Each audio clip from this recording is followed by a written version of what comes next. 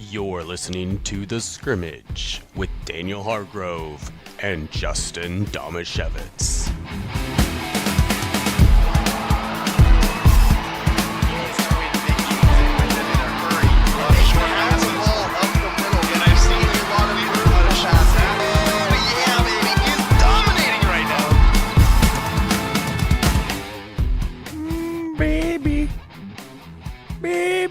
Baby faces.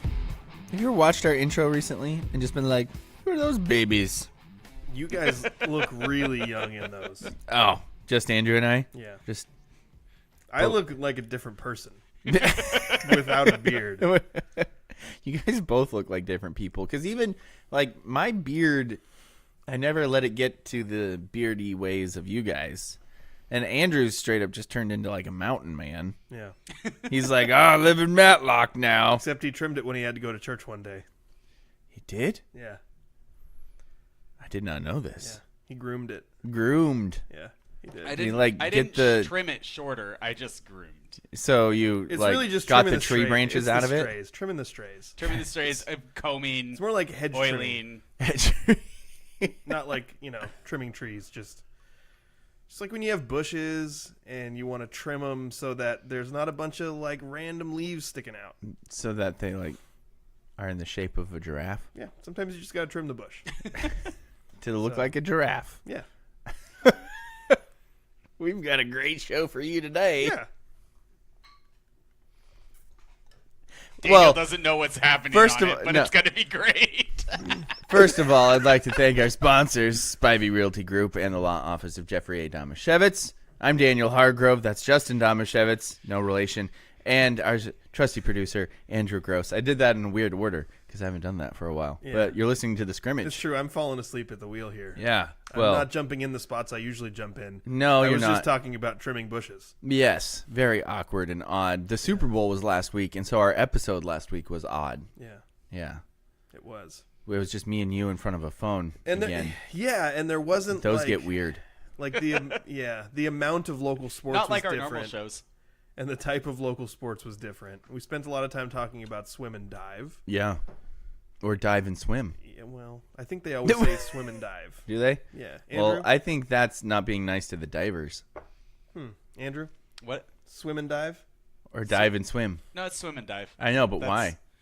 Because why isn't it dive and swim? There are not very many divers.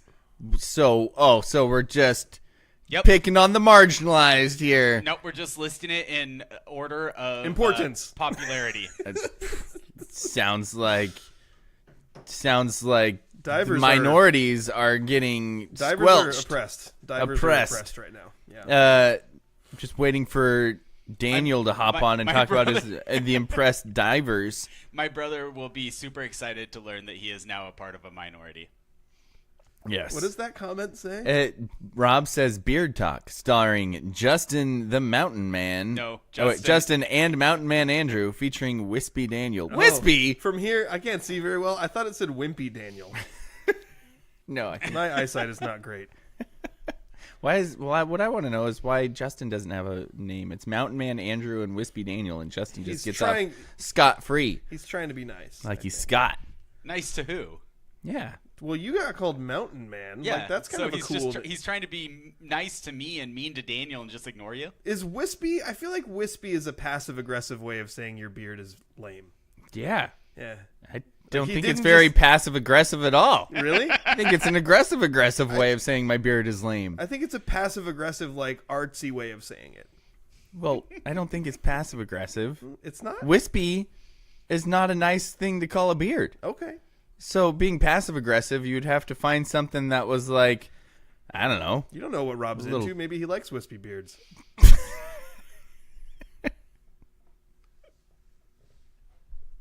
We're off to a good start. As per usual. You know what? I think before it gets even more off the rails, we should get things going with the 2-minute drill. Let's go. Huddle up. Gotta hurry. Hey, 2-minute situation. 44 seconds. Hand the ball to the ref. Gonna do it right. 3 jet Buckeye on 1. The 2-minute drill starts now. University of Iowa women's basketball star Caitlin Clark set the NCAA women's career scoring record on Thursday with a logo 3 during a program record 49-point performance. Justin, is Caitlin Clark the GOAT? The GOAT of women's college basketball? Yes. This woman not only scores with volume, but she scores with efficiency. She's averaging over 32 points this season on less than 20 shots per game. Also, by the way, over 8 assists per game. She is the greatest women's college basketball player I've ever seen. You can't crown her the GOAT of women's basketball, all women's basketball everywhere, because she hasn't really played a pro game yet. But she's gonna do it. If she goes and does this at the next level, she will be the GOAT. And right now, I feel 100% confident saying GOAT of women's college basketball, yes. Oh, easy. Speaking of GOATs, there's been a lot of conversation about Patrick Mahomes this week. In 6 seasons as a starter, Mahomes has never failed to reach a conference title game. He's played in 4 Super Bowls and won 3, being named MVP in all of them. He's also been named NFL MVP twice. Daniel, is Mahomes already the GOAT? All of those stats disgust me. It's pretty amazing. Somebody needs to change the NFL script because they're just running reruns. It's working right now, though. They had the biggest rating of any show ever. No, yeah, that's because they added Taylor Swift into it. Exactly.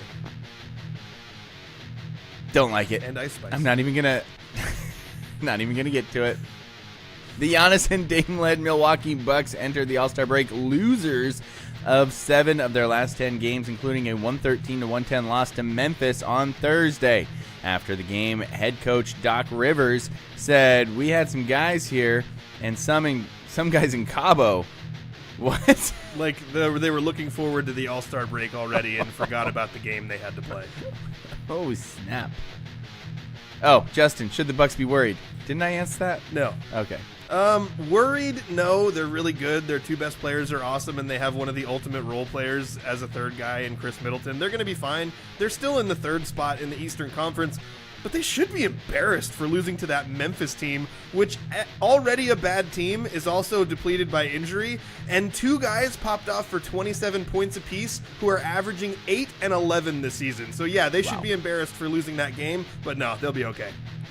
The Seattle Seahawks have decided to keep Geno Smith on the roster by allowing the Friday deadline to pass for his $12.7 million base salary guarantee. The Seahawks could still trade Geno before March 18th to avoid paying his $9.6 million roster bonus. Daniel, would you like to see Geno under center for Seattle in 2024? It depends on the quarterback they draft, if they draft a quarterback. Probably Penix. At what? Probably Penix. If it's Penix, then I want to see Penix under there because he's already old.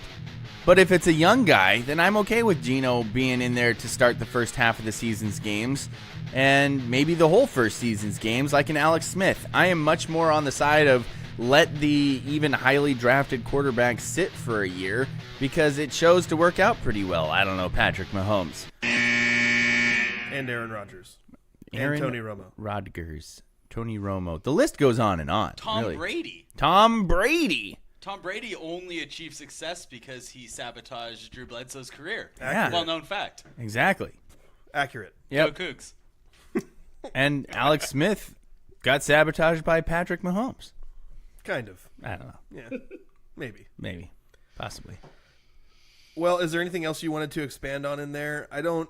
Actually, it was more like Alex Smith got sabotaged by Colin Kaepernick. But, you know. Yeah. Remember when that happened? Yeah. That was... And then by Patrick Mahomes. That guy couldn't catch a break. I know. Seriously. Except for on his leg. Ooh. Ouch. Ouch. I didn't plan that. I think that what the Seahawks choose to do at quarterback is interesting. There's also so much time to talk about it. I don't know if it really makes a ton of sense to dwell on it now. We still have... Isn't the NFL draft in April? Yeah. So I think we have about 2 months of time, and everything that we think about all these players is going to change so much between now and then, because I'm already hearing the Caleb Williams might not be the first pick now when he was supposed to be for so long. So Yeah, but then he cried after a football game. Yeah, he shouldn't have done that. Everybody knows that you can't do that. Yeah. That's why Penix was hiding his head in the equipment locker. Exactly. So no nobody one would know. See him cry. Exactly. Yeah, no one would know. Definitely, everyone didn't know he was crying. in there. Nobody's gonna know. But he doesn't have those video clips out there being retweeted. True. It didn't help that Caleb Williams was crying while hugging his mommy. Like, that kind of makes it like What? You're not allowed to love your mom? I'm Can't just- be a football player In and what world does that reduce your draft stock? right? I'm okay writing off anyone who takes that as a reduction. Just write them off and ignore them forever. Especially because, like, what? You're just supposed to be a jerk to your mom if you're a football player? Then his draft stock wouldn't drop if he went over there and was like stiff-armed his mom and gave his dad a hug and cried? What, then it'd be okay? Spoken like a couple of real sissies. Yeah. Wispies. I would expect a guy with a wispy beard to have that take. Want to move on to my favorite part of the show? Yes. Serving questions up on a silver platter where the points are made up and the rules don't matter. Time for Stump Daniel. Stump Daniel is brought to you by the law office of Jeffrey A. Damashevitz, no relation. What's the A stand for? Daniel, I want to go back into... Man, there's no Mariners on I here. think did anything happen with the Mariners? Pitchers and catchers, man. That is the most boring thing in the history of the world. I don't know if there's much to talk about, but we're Pitchers excited about it. And catchers. You Matt guys- Chapman's trade or stock price continues to drop. Okay. People are actually thinking that could happen. What about Blake Snell? Nah, I don't that think it's doesn't. going to happen. That It doesn't doesn't look like seem it's like gonna they're happen. interested. I heard Yeah. he was asking for $250 million. And he's a Boris client, but Boris has a whole bunch of clients who haven't signed with anyone yet. They're all just hanging out there. Yeah. Just chilling. And the history of that is mixed because there's a couple of guys, like Manny Machado was one that waited forever and then got $300 million. I think that same year there was another one, but I can't think of who it was. If I were Snell, I would be happy waiting until the trade deadline. Like, think about if you think you're worth that, which he has a decent argument for being worth that. Why put your arm on the line until somebody's willing to pay you it? You know, at some point, some team is going to be desperate for a pitcher. Because pitchers get hurt all the time. That's right. So, yeah, I think Snell has the best case to just sit and chill. But the hitters, I don't think so. Especially when you're Matt Chapman. That's the thing. I feel icky kind of wanting Matt Chapman. I think I'd rather them. I heard a caller on. I'm supposed to know who he is. He used to be the A's third baseman for a long time, and he's bounced around a little bit after that. Heard of him. He's Gold Glover, Platinum Glove winner Third a couple baseman, times. though? Yeah, third Why baseman. do you feel icky wanting him? Because I just never really liked him. Okay, so there isn't like some history with him. No. Like, okay, he's not a bad guy or anything. Not that I know of. No, I think the worst okay thing not that to I've like seen him A's. do. Yeah, I think the worst thing that I've seen him do is scream at his coach for actually throwing a pitch to Shohei Ohtani, because I think he said he's the only person on their effing team who can hit. I'm on his side there. Yeah, makes sense. Anyway, sorry. Stump Daniels brought to you by the law office of Jeffrey A. Damashevitz. That's enough talk about the P's and C's. Let's move on to going back. Pitchers and catchers. Oh, gotcha. Let's go back to what I feel like is going back into one of your wheelhouses. You have a Ooh. few wheelhouses. Okay. And this is a specific game we've played in Stump Daniel that you've done pretty well. Okay. High school mascots. Mascot challenge. So what we're going to do, Daniel, since we have the recently released... Should I close my district program here? You know all of the ones in the district, so I'm not super worried about that. Okay. But Maybe I should wait and see if they're one of the questions, face because was I was like, about to ask which you a ones question. do I know? okay. Yeah. So what we have is recently released state playoff brackets. So Daniel, with no dupes, we're going to go through the boys and girls brackets and see how many of these high school mascots you know. Did you just turn duplicates into a shortened word? Dupes. Dupes? No dupes. Dupes is actually a pretty common abbreviation. For Yeah. kids. What? I don't take think that's that. not Justin being super out there. Even saying it out loud? Dupes. Really? Yeah. No dupes. What if I say it like he's this? saying it in no a weird dupes. voice, but No cap? Straight No facts, cap. homie. Bet? I'm saying that's not a new thing. I feel like that's Wow, that's the first time I've heard it. Daniel, your opinion is mid. Ugh. Number 1 from the girls' side, Nooksack Valley. Daniel, what is Nooksack Valley's mascot? Oh, you're starting me off with a tough one. It's number 1 seed. I know, and I feel like I should know it because they've had a lot of teams recently. I knew this one, and I'm an idiot. Great way to make me feel better. The Nooksack Valley Vikings. No. Dang They it. are the Pioneers. Pioneers. Deer Park, Daniel. Deer Park. Wow, I'm surprised you're not making fun of me more for missing that one. Nope. Deer Park Stags. That is correct. You're 1 for 2. Linden Christian, Daniel. Braden is cringing somewhere. Linden Christian. Oh, poor Do Braden. I really have to say their name? Yes. You're forcing me. You can take the L on this one if you want. just intentionally. It's the Lynx. That is correct. 2 for 3, Daniel. Kings. What is Kings' mascot? Gosh, you're just Is that going right in my lynx or wheelhouse. lynxes? I am literally going from top to bottom seeds. I hate this. I hate it with a passion. Say it out loud. The Knights. Okay. Here's one I didn't... Oh, that's right, by the way. Here's one I didn't know.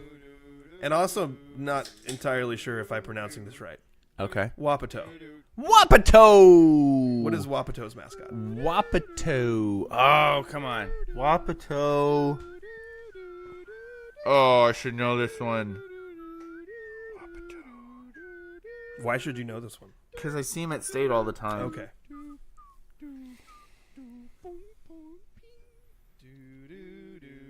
Whoa. They are not the Wapato Woohoo. Where is Wapato? It is It's in south of Washington. Yakima. Okay. When we went and stayed there and got an Airbnb, I think we were near Wapato. Oh. Wildcats? You are on the right track with the alliteration.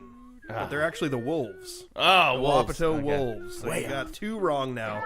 Lakeside, Daniel. Lakeside 9 Mile Falls. Oh, sent them packing one year. Lakeside from way over on the east side of the state. Bulldogs? That's a good guess because everyone's the Bulldogs, but no, it's actually the Bulldogs' crosstown rivals, the Eagles. Yeah. The Lakeside 9 Mile Falls Eagles. Evil Eagles. I want to name a team the Evil Eagles. I feel like that might be bad. Bellevue Why? There's Christian. devils all over the place. Yeah, Daniel. but they're good devils, Daniel. No. No. Bellevue Christian, Daniel. What is Bellevue Christian? Gosh. I am. You There's said my wheelhouse? Well, only that it's mascots. There's tough ones in here. There's a lot of There was a tough bunch ones. that I didn't know, too. Bellevue Christian. I almost said buttholes. Why? I don't know. Cougars. Also, they definitely... A Christian school would definitely not name their team the Buttholes. That does not seem likely. And what was your guess? Cougars. That's a terrible guess. Dang it. Vikings. What? That's the opposite of Cougars. What? I don't think that is true. Vikings are opposite of Cougars. Toppenish, Daniel. What is Toppenish's mascot? Dang, I don't know any of these. What is going on? Is Justin keeping score? I am. I did know this one, but in fairness, Monty just played Toppenish in the state playoffs a couple years ago. Bulldogs. I'm sorry, that's incorrect. They are the Wildcats. Here's one you'll know. Montesano? Cashmere. What's Cashmere's mascot? The Bulldogs. That's correct. Seattle Academy. If you pick Bulldogs every single time, you're gonna gonna get like what 30%, You get a right? handful of them. You get a handful of them. There's going to be some here that you definitely know as we're going on. That was a tough stretch. Seattle Academy, I remember from soccer, so I knew what. But they're a was. weird one.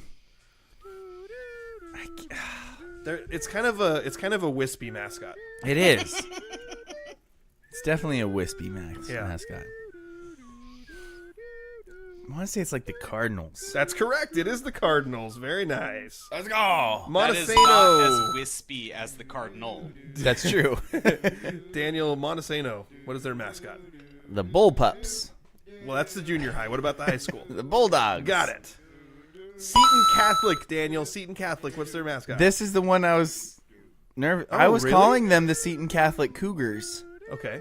Is that right? That is correct. Okay, good. But in the program, it doesn't say Cougars anywhere. Oh, yeah, they are the Cougars. But where? It doesn't say it anywhere.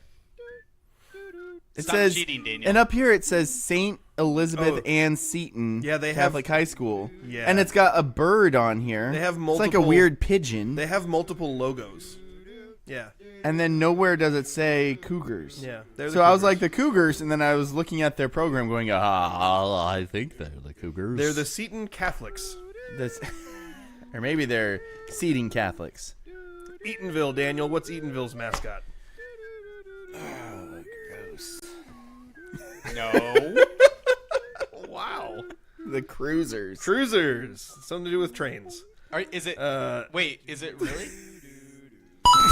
It's not Timber Cruisers. It's a Timber Cruiser. Oh, okay. I remember when we this. first started talking about Eatonville, and Justin we said the thought- Cruisers, and Daniel was like, I assume that's timber related, and I was like, no, I think it has something to do with trains. Yes. I was wrong. It is Timber Cruisers. I vaguely remember that now. And I felt real dumb that day. That was also real close in time to when I thought Iowa was just a hop, skip, and a jump away. Yeah. It was a rough month for me. Yep. Cascade Christian, Daniel. What is Cascade Christian's mascot? Also Cougars. Man, these private schools love their Cougars. That is correct. That's true. It's because the Cougars are the best. I found this one to be really interesting. And They- this is a school I'm not familiar with. Hold up. Christian schools either go with cats or like Knights for God. Yeah. Like there's nothing in between. It's either a cat that is alliteration Well, Bellevue Christian is the Viking. or just Stop great. messing You with just it. threw it all out of there. I was making a point and then you brought up something that I had Vikings- already gotten wrong. Vikings are practically knights against God. Yeah, that's a good point. That's solid. Where did Annie Wright come from? Wait, like the person? No, the Or school. I remember seeing them as like a not very good private school a while ago, and now They they're all of have- a sudden like really good. Both their teams are in state for basketball. Yeah. And their boys' team is really good. You Like, know they're one why? of the best teams It's in the almost like private schools can get really good really quickly. state. I think they're in like Tacoma or something. Stupid freaking Daniel, what is Annie Wright's mascot? This is a weird one. Annie Wright. Annie Wright. I had no idea, and I had to double check it when I looked at it because I thought it was so weird. Oh, what? It is weird. What is it though? It's like oh.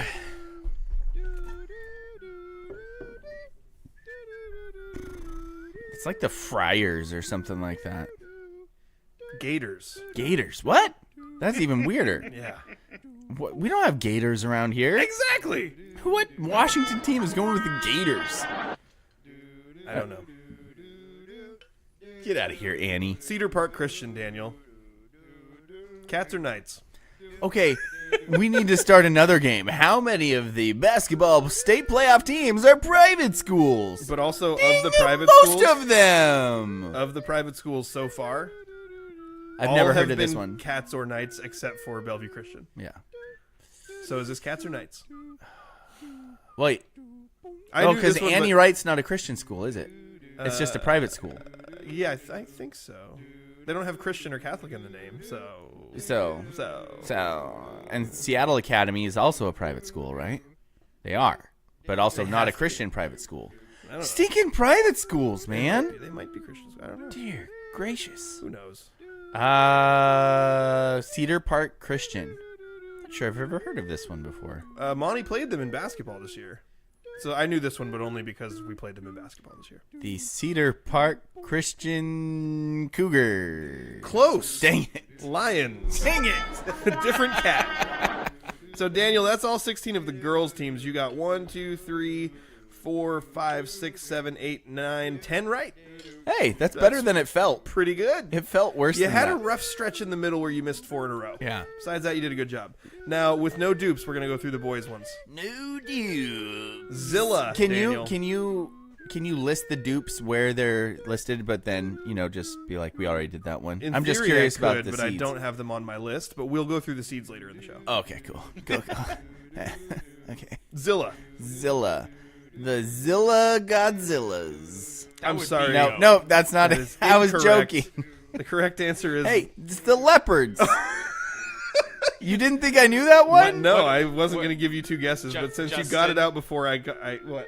Do we give that to him? Yeah, we'll give it to him. Okay. I was joking. Yeah, I know, but I was still trying to cut you off and move on to the next thing. You guys are mean. Freeman. Oh, Francis says Episcopalian denomination for the Gators. Thought reptiles were Southern Baptist. Oh, boy. Sorry, what was the next one? Freeman. Scotties! That is correct. The wee little dogs! It's a really dumb... It's a weird one because you feel like, okay, if you go in Isn't Freeman... that Kelso's also? No, that's No, the Highlanders. Highlanders. They have Scotties, though, on some of their stuff. Really? Yeah. Oh, that's funny. Here's one I'm not used to seeing in basketball. Okay. Royal, Daniel. Royal. Real good in boys basketball this year. Really? Yeah, Some of their football players figured out how to play basketball? I guess so. Or they just recruited people to play other sports now. Not just recruiting a whole bunch of people to play football. They saw Monty started to do better at basketball, and they're like, hey, we got to get some basketball players in here. That's exactly what happened. Get a couple of tight ends. Except it's Royal, Because- so it'd be like, hey, Royal definitely we got to concerns... get some basketball players in Royal definitely concerns itself with what Montesano is doing. Yeah, absolutely. Did you say what their thing was? I forget. Aren't they the Knights? Yes, they are the Knights. Good job. Tenino, Daniel. This is a stupid one. What is Tenino's You shut your mouth. Their mascot is not what's wrong with Tenino. It's the Beavers. Okay. Now we're going up north. Meridian, Daniel. What's Meridian's mascot? Oh, I should know this one. The Meridian. Gosh, okay, you got it. Oh, I know this one. You can picture it. Yes. All right, I can picture. I should picture it. I think of Meridian as more of a football school. Yes, absolutely, 100%. And I think Meridian probably thinks of Montesano as more of a football school. Yeah.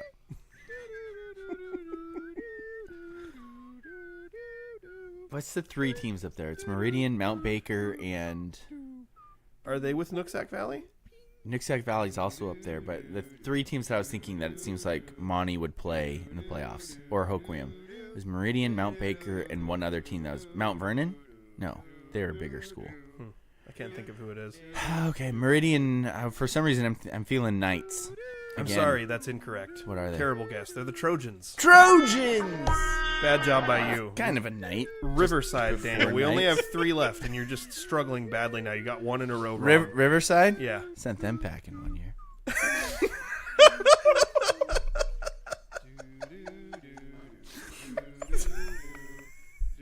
I have a question. Why are you taking a bite of a cookie while we're in the middle of a segment? I don't know. This is Hannah's fault. Panic. It's panic.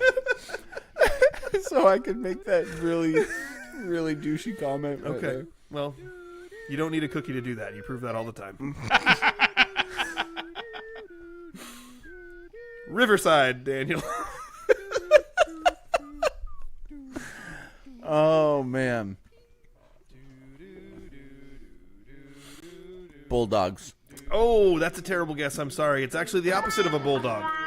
It's a ram. That's not the opposite. Doesn't seem like the opposite. Seems like a ram would be the opposite of a U. Okay, Andrew's next one. Andrew's using woodsman words again. No, you. Sultan, Daniel. What is Sultan High School's mascot? I think I need to figure out what opposites are when it comes to animals. Because I get what you're saying, a ram and a ewe.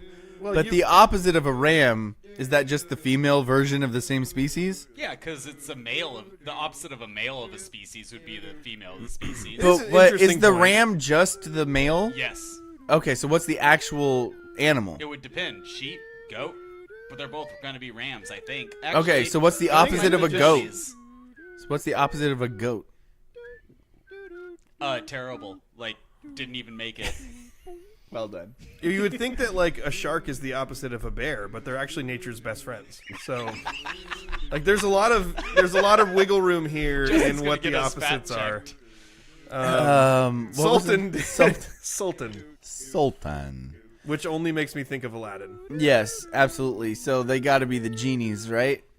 That would be a dope name. That would be awesome. Sorry, that is incorrect. They are the Turks for some reason. That The is Turks? actually at least That's somewhat really close. That's almost the same part of the world. Andrew, you need to go find that song about Constantinople. Where it's like, it's not in everybody Istanbul cares anymore. about the Turks. Sorry. Last one, Daniel. Life Christian Academy. Life Christian Academy. Well, if they're a Christian school, Yeah. that means they're either a cat or a knight. Why am I eating Why again? are you eating a cookie again? You know you're about to have to be talking into a microphone. It's not my fault. They're really good.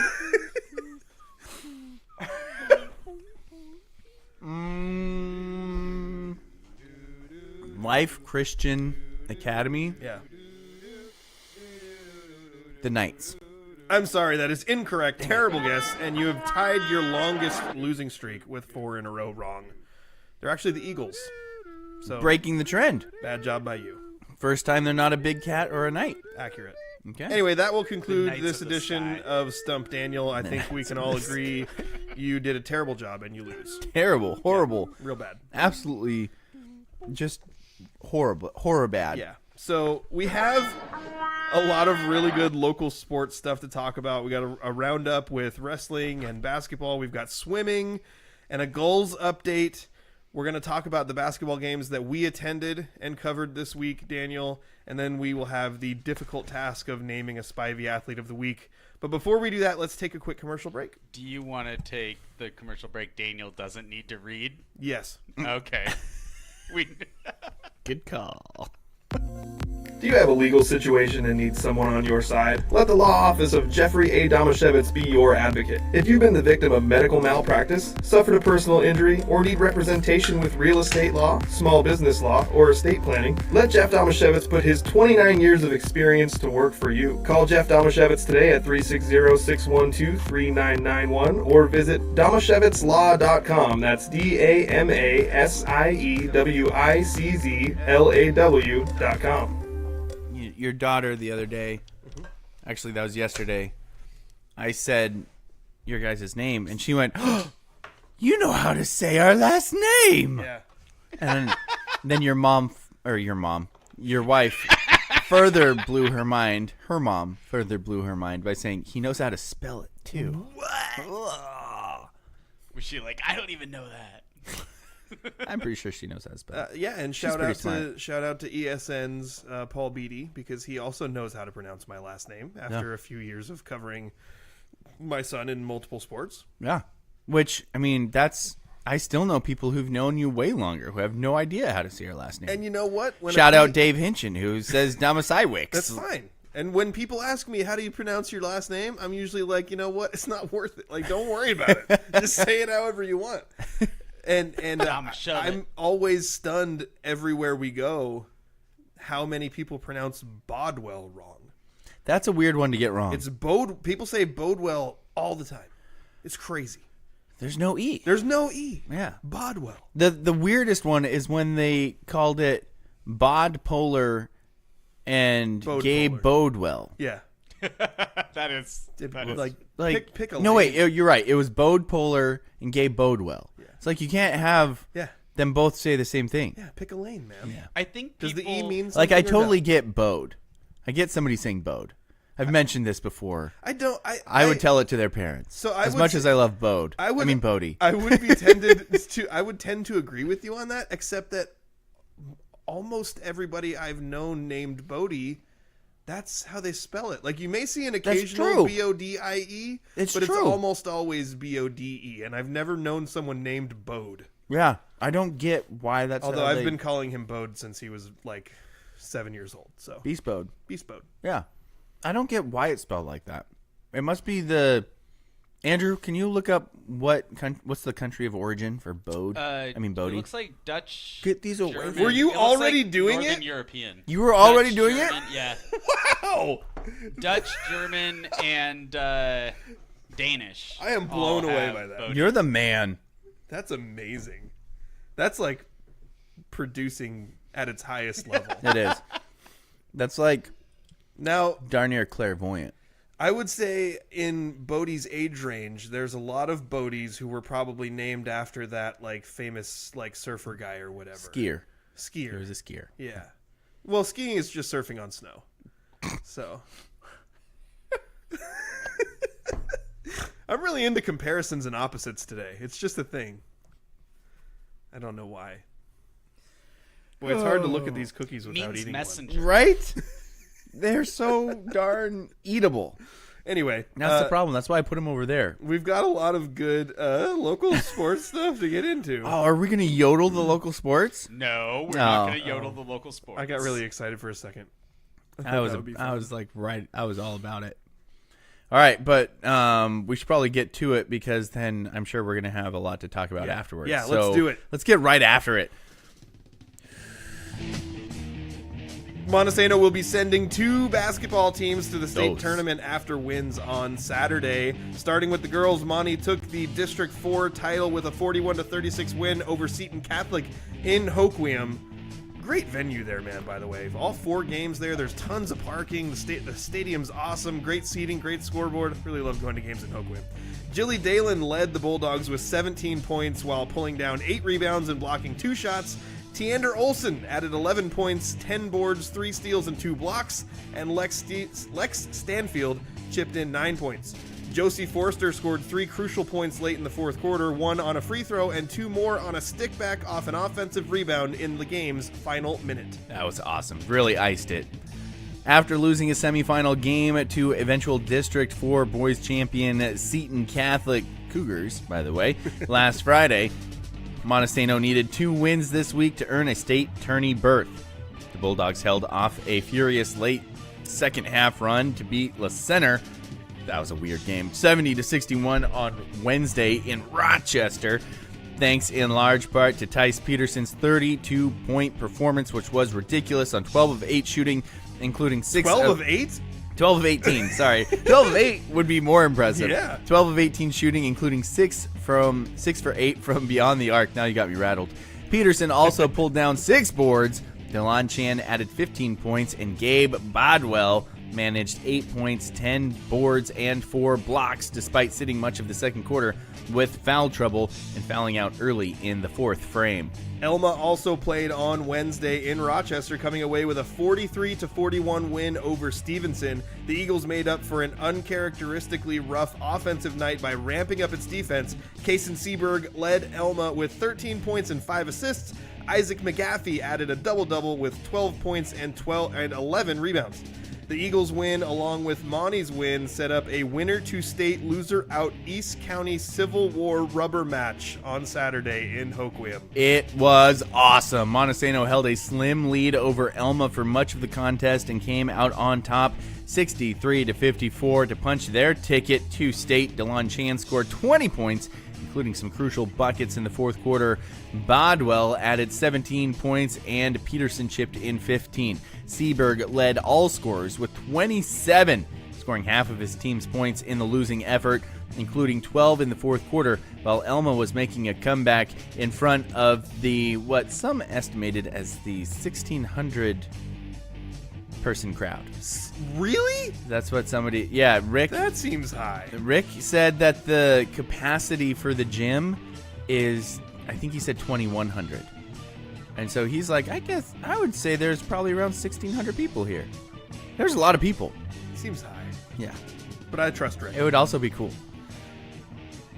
That Where was an were we? awesome game. So, yeah. Also, I forgot to add that Gabe Bodwell had 11 rebounds to go along with his 17 points in that game for Monty. But back to Elma. This time the girls basketball team. They extended their season by 1 game with a 42-34 win over Castle Rock on Thursday in Montesano. Mia Monroe and Emmy Spencer led the Eagles with 9 points apiece. Their season, unfortunately, however, came to an end on Saturday in Hoquiam with a 50-44 loss to Eatonville. Willapa Valley's boys basketball season came to an end on Thursday with a 52-44 district playoff loss to Columbia Adventist. I wonder what their mascot is. Brody Ritzman led the Vikings with 9 points and 8 rebounds, while Nathan Fluke added 9 boards and 4 steals. Willapa Valley's girls basketball team kept its season alive on Thursday with a 44-34 win over Nacelle. Lauren Matlock stuffed the stat sheet for the Vikings with 10 points, 6 rebounds, 4 assists, and 3 steals. Tyler Keaton scored 10 points and pulled down 14 rebounds. They did, however, lose on Saturday, and their season is now over, not qualifying for state. Aberdeen's sophomore Zeke Olsen placed 5th overall in his first state diving appearance on Thursday. Olsen finished with a season best 216.2 points, season best at the right time. Last weekend, Elma's boys wrestling team placed second at the regional meet, led by a first-place finish from Aiden Johnson in the 113-pound weight class and Tay Lassard at 144. Xavier Espinoza and Colin Chandler also qualified state for finishing second and third, respectively, in the 106-pound class. Cale Reeves took second at 126, Ben Totten third at 132, and Blaze Salazar third at 138. Elma also had 5 wrestlers place 4th to earn a state alternate spot. At the same regional meet, Montesano qualified 6 wrestlers for state. You're doing the thing again. Gage Stutzman won the 157-pound title. Gabe Piala won the 175 title, and Logan Roberts won the 285 title. Cole Keesbew took 3rd at 144. Is it Keesbew? Kesbew. I'm getting even chirped at from the cheap seats over there. Felix Romero 3rd at 215, and Adam Schmitz 2nd at 113. Montesano's boys finished 3rd as a team. Hoquiam also qualified with a couple of wrestlers for state. Junior Soto placed 3rd at 120, and Kingston Case, that's a cool name, placed 2nd at 138. Led by a 106-pound regional title from Talathi and Warnes, Aberdeen's boys wrestling team tied for 4th place at regionals last weekend. Several other Bobcats also qualified for state. Eric Silveira placed 2nd in the 165 class. Michael Leontiev took 3rd at 132. Aiden Watkins took 3rd at 157, and Mikey Hatton placed 4th at 150. Glennie Beck, relation to Glenn Beck? Who knows? And Landon Hamblin earned state alternate spots with 5th place finishes. On the girls' side. There you go. I'm looking up something else. I got you. Do you want me to read it? Yes. On the girls' side, Aberdeen placed 2nd as a team, led by a 125-pound title by Felicia Bell. Montesano's Kaya Roundtree won the 170-pound class at the same meet, and Raymond's Nina Searbrun won at 235. Aberdeen sent 5 wrestlers to state in addition to Bell. Peyton Munoz placed 2nd at 140, Selena Martinez 2nd at 145, Micah Good 3rd at 170, and Cadence Broughton will be an alternate after finishing 4th at 145. Hoquiam's Maribel Mazariegos placed 3rd at 145, Raymond's Rayanna Rose 3rd at 235, and Montesano's Carly Watson 4th at 105. Now on to the Matt Classic. Only one local wrestler took home a state title. Willapa Valley's Tyson Portman won the B-Class 165 weight class.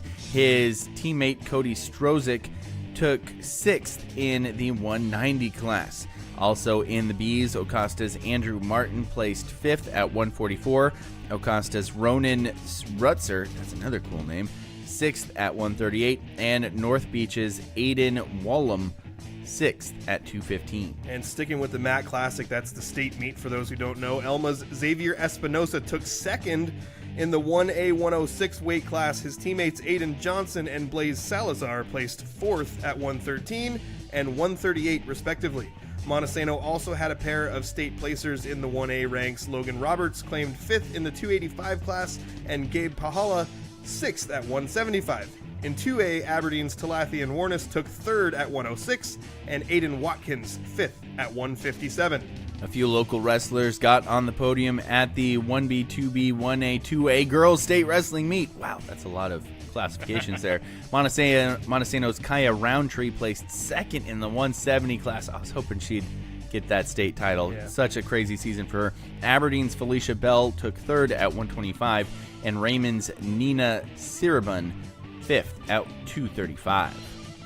And that will conclude the local sports roundup. What I was looking for is I was trying to find the results of the Tohola girls game. There was nothing. I can't find it anywhere either. They qualified. Are you talking about basketball, right? So Yeah. they qualified, and they're the 16. I think they're the last seed in the 1B girls tournament. Okay, even though they were either first or second in their district tournament. It's been difficult to really follow that team because there's really no information published anywhere. Yeah. Like, it's even hard to find out the results of their games sometimes. Which is a bummer, because Yeah. apparently they got a pretty good team. Yeah. Yeah, I'm just looking up and on Max Preps. They lost to Willapa Valley early in the season, so they must have gone on a bit of a hot streak at the end. Yeah. Yeah. They beat PL on the 12th, but that's the last game that's listed for them. And I think their state title game was their district title game was supposed to be yesterday, right? Yeah, I think so. Yeah. So, Yeah. yep, tough to find stuff out. Darn. We do have an update on Aberdeen Swim and Dive from Rob Burns, and we also have a note from the Grays Harbor Goals. So we'll get to those, and then we'll talk about our district hoops. For Aberdeen Swim and Dive, our dupes. yeah, the dupes, District hoops. yeah, dupes, Yeah. double meaning. That is amazing. new. I love it. So Aberdeen finished 13th overall out of 34 scoring teams. There's more than 40 teams in total, but Aberdeen finished 13th with 76 points, one of the recent best showings for the Bobcats at the state. The 200 medley relay of Tyler Bates, Zeke Olson, Jacob Halleck, Denny Linker survived a scary relay exchange to win the B final with a time of 1 minute and 48.55 seconds. The foursome returned at the end of the meet to take second in the B final of the 400 free relay at 3 minutes and 38.38 seconds. Both relays had season best times at the meet. Andrew, what could possibly be a scary relay exchange in swimming? Because you're not handing a baton to somebody. You're diving over the top of them. Maybe if That's they're what I really assumed. tall, or maybe somebody jumped the gun. And dove too early dove and too almost early. smashed into the other guy? Generally speaking, though, like it's hard. It would. If you jump the gun, isn't that a pretty big penalty, though? Yeah, I don't remember what the penalty is, but it'll be like a multiple second penalty. Maybe when he says it was a scary exchange, it was like really close to being a violation or something. Yeah. Maybe. Or maybe he slipped. I don't know. Rob, we need more details on the scary exchange. So, just to go a little further on swimming, senior Tyler Bates finished his swim career with 2 top 8 finishes, 8th in the 50 free with a time of 22.94 seconds, and 4th in the 100 backstroke with a time of 57.62. The 50 free final was super fast. The 100 backstroke saw him rally in the final 50 yards to get 4th. And then also sophomore Zeke Olson, along with his 5th place finish in diving on Thursday, took 13th in the 100 fly and had a strong, multifaceted weekend. So, and that's only a sophomore, Zeke Olson. So a couple more good years of swimming ahead of him. Yep. Here's a quote. And diving. Exactly. Which is the minority, but it's still, it doesn't matter as much according to Andrew, but it still matters a lot. So here's a quote from their head coach, Rob Burns, which, by the way, I know we talked about this last week. Last week was kind of a weird show. Daniel and I just did it on a phone from the Super Bowl. But Zeke Olson had a great week last week, and also Rob Burns was named the Coach of the year. Coach of the year For the district, right? district, I believe. Yeah. And the Aberdeen boys, they won the district title. Yeah. First time Yeah. ever? I think that what they were saying was there was the first time ever that they could find. Yeah. Because But they there's were been a weird confused. history about like multiple classifications and And the Buccaneers, which Andrew was a and- part yeah. of. But anyway, Shocker, Andrew was a part of something weird. Here's the quote from Aberdeen swim and dive head coach Rob Burns. I couldn't be more proud of these boys, their efforts, their work, and their competitive fire this weekend and all season. 3 podium places on the weekend, a top 15 team finish, and season and career best times. You can't ask for anything more. It was a pleasure to be their coach and help them to get their best. So congratulations to Aberdeen swim and dive for a tremendous season and some really good individual performances as well. Romp says one of the relay starts was super close to an early start, but it was legal. So that sounds to me like it was a good start. Yeah, perfect. Maybe a perfect start. Scary but good. Like scary good. Like Rob was going, oh no! Yeah. Like when somebody bombs a 3 and the coach is like, no, what are you doing? And it goes in, he's like, all right, I guess that's okay. Yeah, that happened to me once. Yeah. Sent them packing.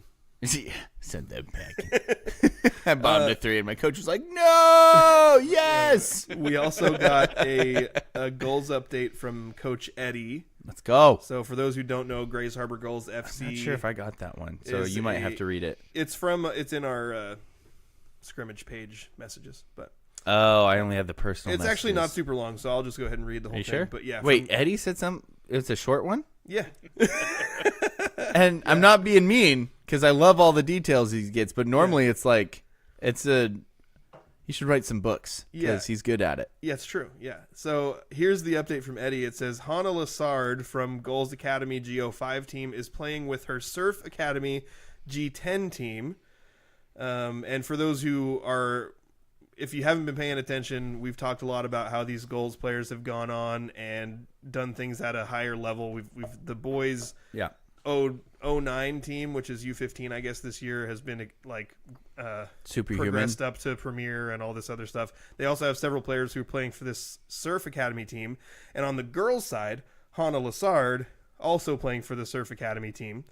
JB Fabian from Goals BO9 Super Team, which being a super team sounds really cool. Right. Who is going to be getting the call up to Goals BO5 is going to be playing with his surf team at the Starfire Sports in the Copa Surf Cup tournament. Nice. Also in the Copa Surf Cup are the Goals GO5 ladies. They are playing in the Platinum division, which sounds really good. And Is there a better division? It is the top division. Platinum. My son plays, what's the game that all the kids are playing? Siege or whatever? Dude, All the I kids don't are know. playing it. And there's different Daniel levels. clearly doesn't know what all the There's- kids are playing. Copper and bronze and silver and And platinum then- and diamond. So I've told him I'm platinum diamond, and he's like, Dad, that's not a thing. And I'm like, you just don't know about it yet. Yeah. Bet. That DLC hasn't dropped. Yeah. You're mid, bro. That's what I tell him. Anyway. Rob said, by the way, it went, no, yes! Okay. So the Goals GO5 ladies are playing in the top division. 2 games in with one more Monday morning and hopefully the championship Monday afternoon. In game 1, the ladies played Saturday night. They won 4-0 over Washington East Surf SC Columbia Basin DPL. Some of these names are too long. With goals coming from Bethany Henderson twice. Hey, know that name. Scotland Lecomte. You know that name. Yes. And Jemima Perez. Yep, know that name too. Assists from Jemima Perez. Know and that name. Marina Marl. Hey, there we go. Sunday morning, the ladies took on rival. Sorry, for a second there, I thought Sunday morning was another name. No, Sunday morning is just describing when the next I'm sorry. game occurred. If your last name is Morning, you have to name your kid Sunday. Okay. Or Wednesday. Unless you hate them and you could call them Monday. Why not Friday morning? Friday would be a good name. Okay. But Monday would be the worst name of all the days. So Sunday morning. What if you named them Christmas? Hey, there we go. I love this. That would be a popular one, yeah. But anyway, Sunday morning, the ladies took on rival Emerald City FC. This game ended in a 1-1 draw with the lone goal coming from Bethany Henderson. Know that name. Assist from Jemima Perez. I know that name. The ladies will play their third match Monday morning at 9:10 versus Cascade Premier SC. Is that SC Soccer Club? I thought these were all FC football clubs. Oh, that's Interesting. weird. Yeah. I support SC. Cascade won their first tournament game 3-0 over ECFC, and they play their next today at 3:45. The Goals ladies have a good shot at making the championship match tomorrow afternoon, but a win in the morning would ensure their appearance. If they win this tournament, they will go to Nationals in Santiago. Oh, San Diego. They have Which worked we all hard know. for this, and they deserve it, according to Coach Eddie. And that is your Goals update. I love it. I bet SC could also be sports club if you had multiple sports. Oh, yeah. If you were going to have different sports under the same Interesting. umbrella. Yeah. Umbrella. Ella. You're on one today. I am. It's a weird day. Body You want another training. cookie, or- Body training got me in a weird personal space. I would have thought you're potty trained by now. Nope. It has been a learning process. You haven't been housebroken yet, huh? Man. This is what happens when you grow up out in the boonies of Ocean Beach Road. Out in the woods, and Mrs. Hargrove did her best. The woods are your oyster. The woods are your oyster? Do you pee on oysters? That must be a If saying they're out there. in the Hoquiam woods. It's definitely not a saying in the Elma woods. Well, you're pretty close to the coast over there, out in the boonies of Ocean Beach Road. Exactly. It could be oysters. You could see the ocean from the top of one of our trees. There you go. And you could also pee very far from the top of that tree.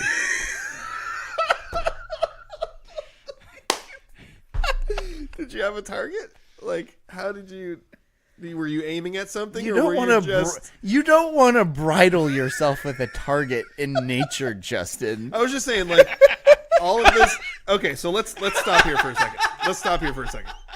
So everyone imagine Daniel peeing from the top of a tree. No one imagine that. Please don't imagine that. If your goal was, I want to see how far I can pee, Yeah.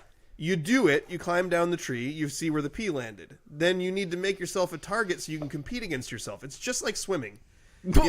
You're competing against other people, but you're also trying to beat your best time. Who am I competing against? Well, you have a brother, so was he not peeing from the top of the tree? Oh, that's a good point. If you guys didn't have peeing races, I'd be shocked. The problem is he was 7 years older than me, so Okay. he might have outgrown his peeing. How old were you when this happened?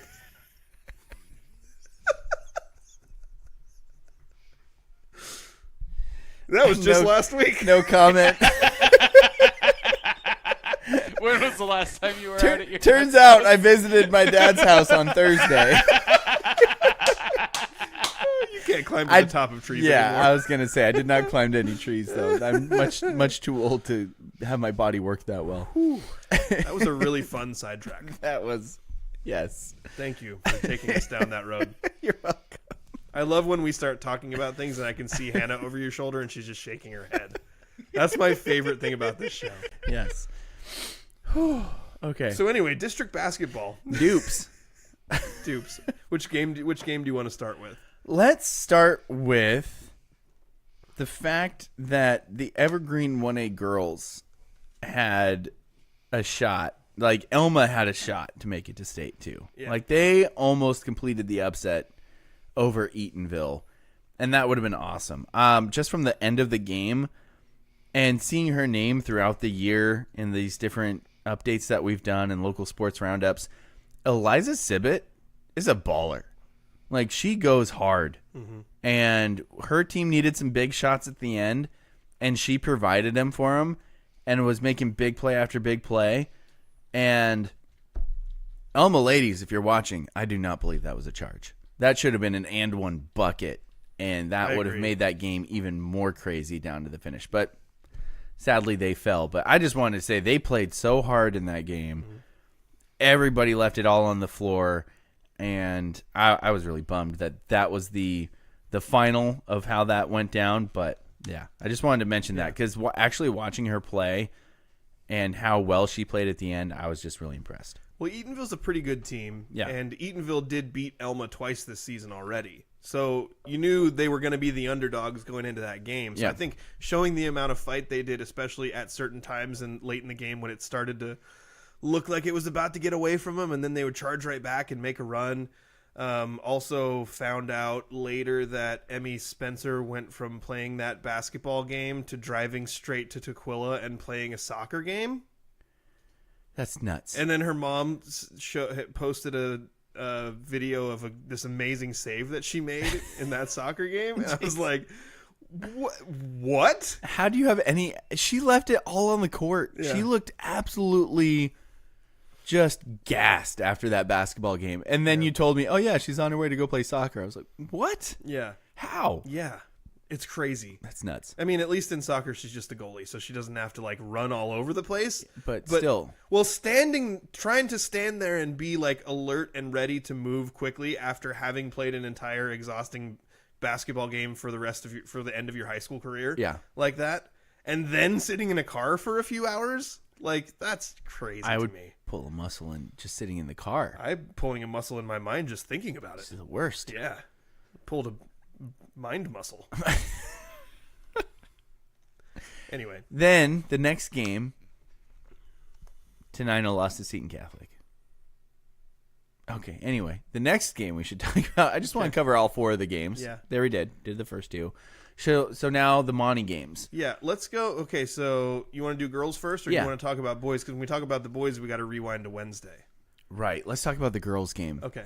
Because then we won't have to rewind first. Okay. So the Montesano girls are playing against Seton Catholic. Yeah. In a matchup of so very similar teams, right? Mm-hmm.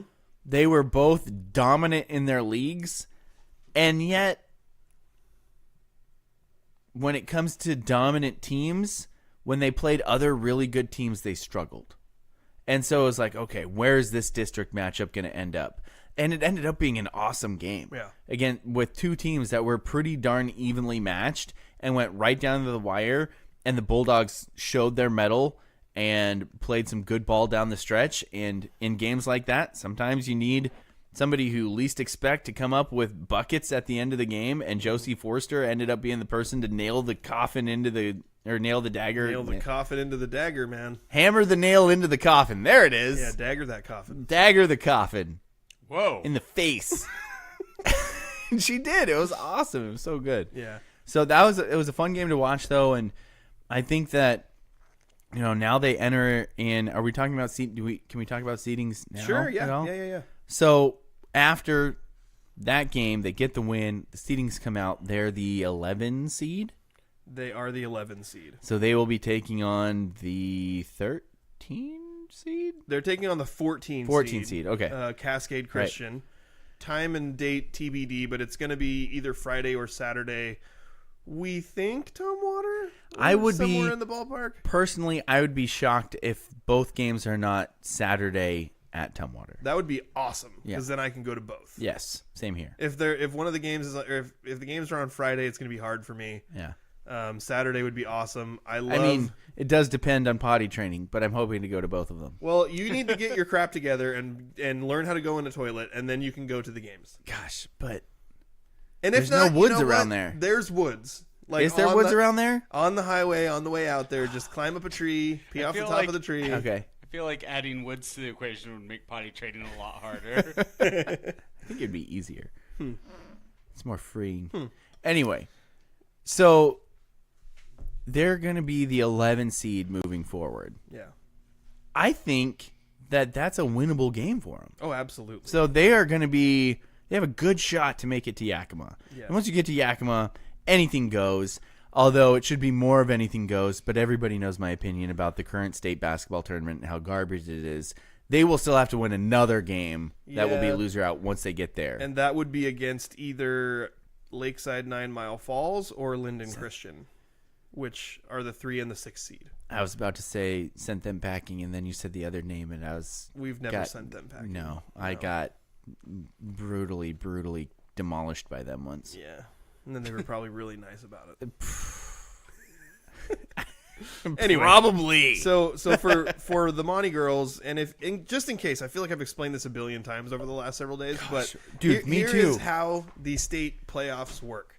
We There need is to come up with a graphic to explain this. It's really that we can just hand people a postcard and be If like, it- "This is how it works." If it takes 5 minutes to explain it, your tournament's probably too complicated. Exactly. So you have seeding 1 through 16.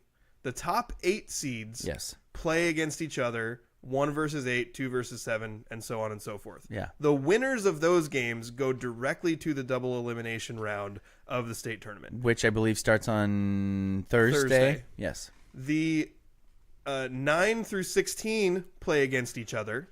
The losers of those games are out. Their season is over. Done for. The winners of those games Yes. play against the 4 losers of the games between the 1 and the 8 seeds. I know it's complicated, but it sounds more complicated listening to you explain it. And the losers of those games are out. So you trim from 16 to 12. You trim from 12. The 12 all go to Yakima. Yes. But then you can go to Yakima and lose 1 game and be done. Yep. And Because that makes sense. They trimmed that down- saves schools money. they trim down to 8, and then those 8 teams play over the course of 3 days. They play a double elimination tournament to decide all the trophies. How it should be. That double elimination, I believe, starts on Friday. Thursday. Doesn't the tournament start on Thursday? I Or does thought the that- tournament I start thought on that- Wednesday? How many rounds are there? Well, there would be, once you get into double elim, when you have 8 teams, there'd be 3. Okay, so that's Thursday, Friday, Saturday. They Not- don't play on Sunday, do they? I don't know. Dude, I don't know. I thought I looked up the dates and it looked like it was Thursday, Friday, Saturday, Sunday. But I've been looking up a lot of different dates lately. Right. And I could very easily be mixing it. So anyway, I'm not sure how important that is, but that's how the state tournament works. So the Bulldogs, as the 11 seed, need to win 1 game to get to Yakima. And then when they're in Yakima, they'll need to win 1 game to get to the double elimination round where they can win a trophy if they, win a game or 2. So that's where we are with the Monty girls. And I think Who do they have to win against next? their first game is against Cascade Christian. I hate them. Yeah, me too. Since we're talking about this team a little bit, we haven't, Daniel, you and I have now watched them more over the last couple weeks than we had throughout most of the season. I've watched them mostly on YouTube. Mm-hmm. Their 3 best players are very good. Yes. And they're all super young. Yep. So the only one with a ton of varsity experience is Jilly Dalen. She's a sophomore. She's about 5'10" as a post. Excellent rebounder, really good defensive player. Can get you 20 points on any given night. She's a really, really good, solid player. Their point guard, Tiander Olsen, also really good size and strength for a point guard. Great around the basket. Good rebounder. She had 10 rebounds in that title game against Seton Catholic. Very also strong. an excellent defender who creates all kind of havoc in passing lanes. And then you have Lex Stanfield, good jump shooter, can take some shots from the outside, can score around the basket a little bit if you need her to. She was our defensive league MVP in our unofficial votes between us and the coaches. We named her the defensive league MVP. She averaged almost 6 steals per game this season, including having 14 steals in 1 game. So your 3 best players are really good, and then you've got a supporting cast around them. I know Ava Schrader played a lot. Josie Forster, we mentioned, she had the stick back at the end of the game, which was kind of the dagger. Played some good minutes for them. I thought Izzy Taylor, Camden Taylor's little sister. Yep. And I say little, she's 6 feet tall. Yeah, she's taller than me. And she's only a sophomore. Yeah. But she stepped in, and I assume this was an adjustment based on the fact that Seton Catholic had a 6'1" post who was very big and pretty good. And early in the game, that post player, the 6'1" post player, scored, I think she scored 9 points in the first half. She actually was doing pretty well. They sent Izzy in there, and so you don't just have Jilly out there trying to grind against this 6'1" post all game, and you don't just have Ava Schrader in there trying to grind on her.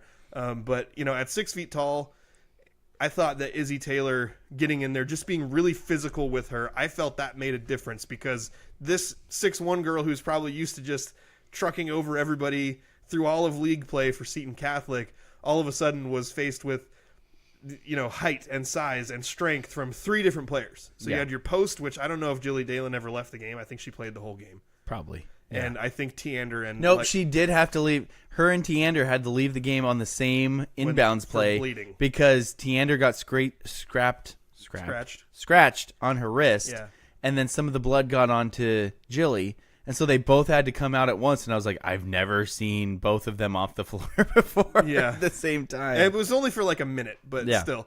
I thought Saturday is the last day of the tournament. Okay, so it must start on Wednesday then. Yeah. Okay, so... It's the 28th through the 2nd. Okay. So I thought not only having Jilly in there, who obviously is strong and capable in the paint, but then on the wings on defense, you had some combination of Schrader and then Izzy Taylor also doing a really good job of constantly having a body on that girl, so she couldn't just go do whatever she wanted inside. Yep.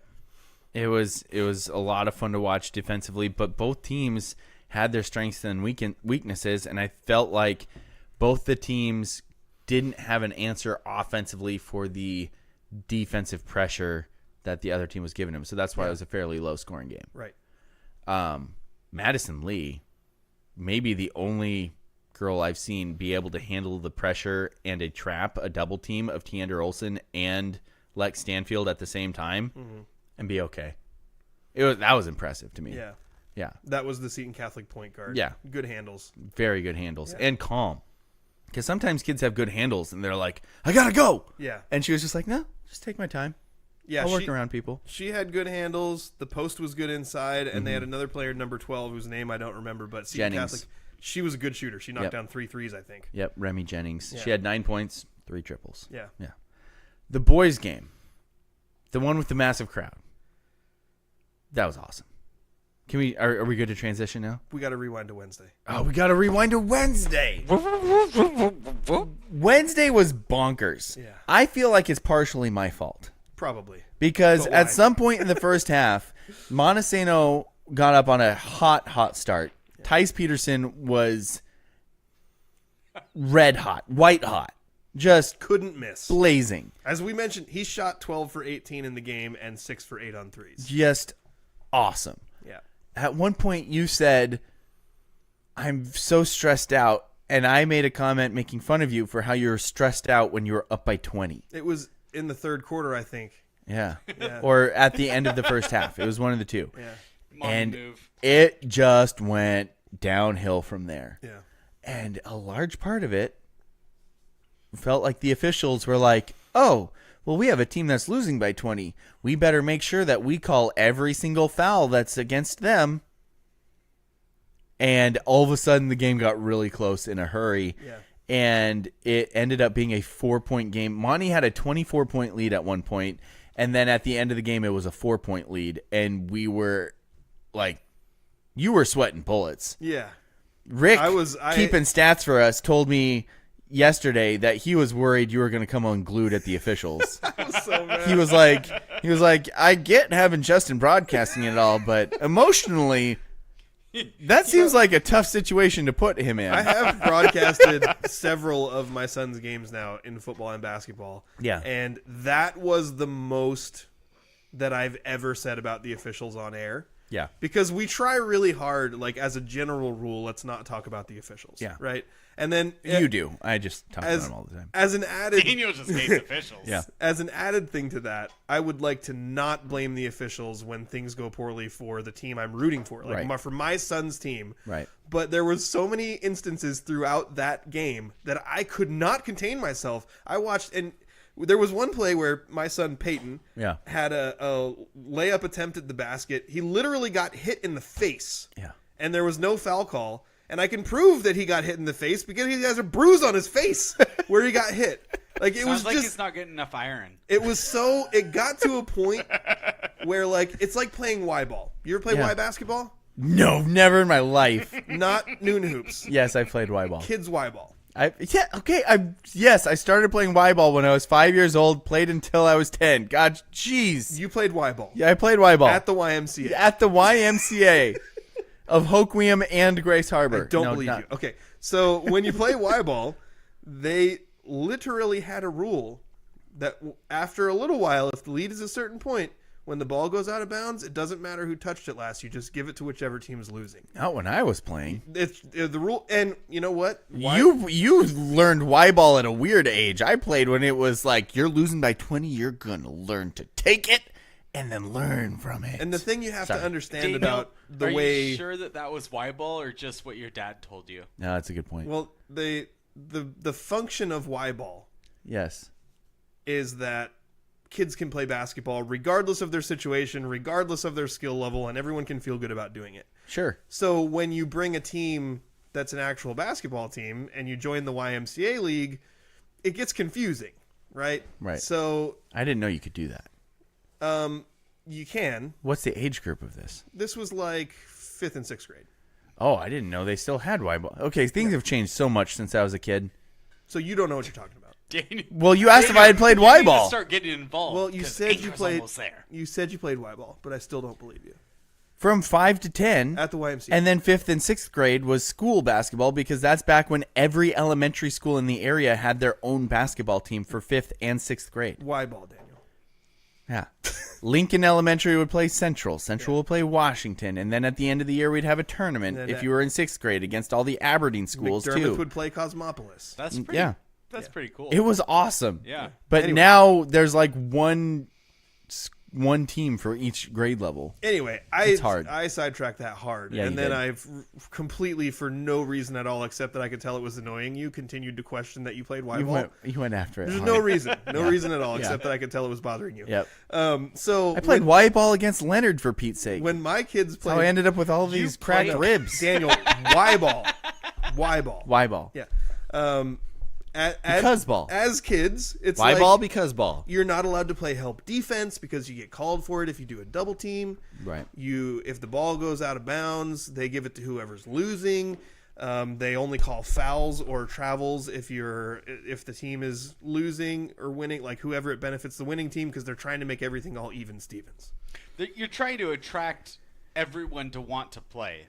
That's the thing, is they're trying to get, hey, let's get kids to come in here and be active and do something organized that'll be productive and they'll have fun. So it's you're not like a saying- competitive environment. So what You're was saying happening this is what the officials did in a high school district tournament game. it is provable and definitive. What happened was La Center started pressing and getting away with everything. Yep. And Monty got no calls. Yep. And then Monty players would get called for fouls on the stupidest little crap. Yep. And it became frustrating to a level that spilled over a little bit onto the broadcast. A little bit, but it was still not the worst that I've had happen on my color commentary before. So you're fine. I And will especially say- at that gym specifically. I had a real bad situation once. Also, you're selling to a hometown crowd, and you probably would have to go so far overboard before you actually got to an inappropriate level for what your audience wants. That's true. That's a good point. Yeah. I They were thought- eating it up. I think I contained myself 'Cause- pretty well 'cause compared to everyone what I would have been listening- doing if I didn't Everyone have a listening Yeah. needs that validation, because they're listening to that going, how is that even possible?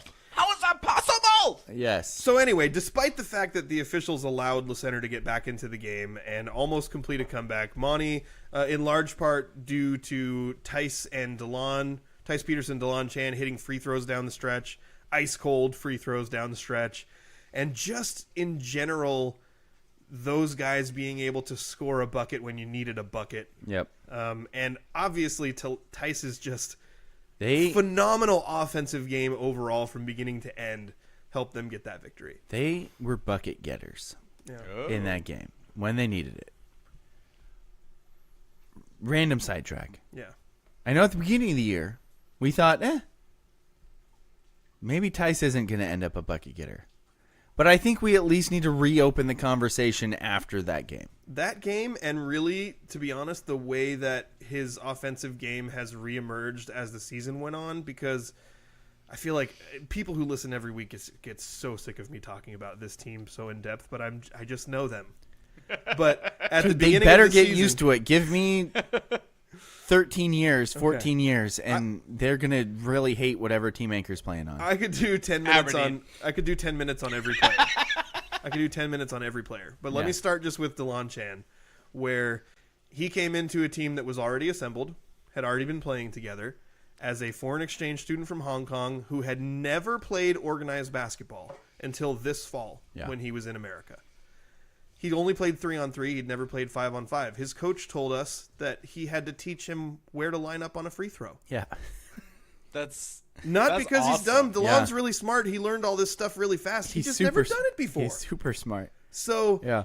DeLon explodes onto the scene Yeah.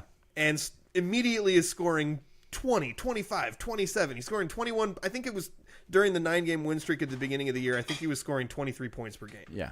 And Tice, who had been not only the leading scorer the previous year, but also, like, in many instances, the only guy who could consistently put the ball in the hoop, Yep. said, all right. Like, he wasn't like oh, man, this guy's taking all my buckets. He was like, where else can I help the team? Yep. I'm going to score. I'm going to go get my 10. I'm going to go get my 8. But I'm also going to dish. I'm going to help the offense work in a good flow. Play great defense. I'm going to play great defense. I'm going to crash the glass. I'm going to be the guy who finishes inside. And Tice he was always looking for whatever place he could fill the need.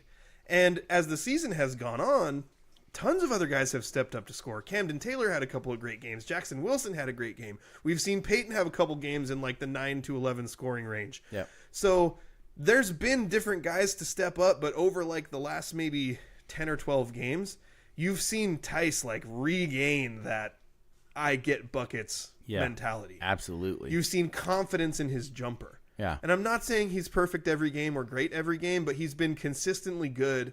And anytime the team needs him to step up and be the guy, he's responded by stepping up to be the guy. In Rhythm 3, Yeah. I have more confidence in him knocking it down than anybody on the team. Agreed.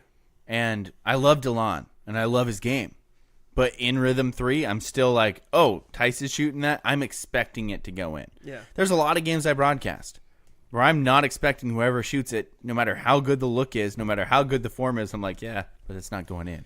Yeah. And sometimes it's weird because the results are in and out shots.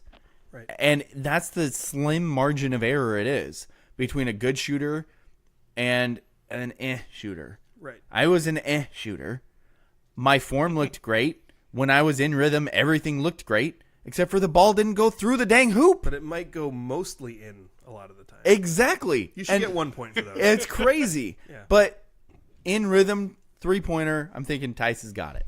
Yeah. And don't get me wrong, DeLon can hit a hot streak where he could throw it up behind his back through his legs, and you're like, it's going in. He's also incredible in traffic in the lane. Ugh, just stupid. I think one of my favorite parts that I've learned about when we go through the bucket getter definition, right? Mm-hmm. Every level, you got to score from every level, consistency and volume. And volume. Yeah. And you got to be able to create your own shot. Create your own shot. Tice has shown me all of those things in the last few games. Yeah. When he got himself going, was it first possession of the Le Center game? I think so. Gets the ball on the wing, beats his guy off the dribble, so creates his own shot. Yeah. And then help comes, and he Euro-stepped between them and went up in and through contact and got the lay-in and started off with a three-point play.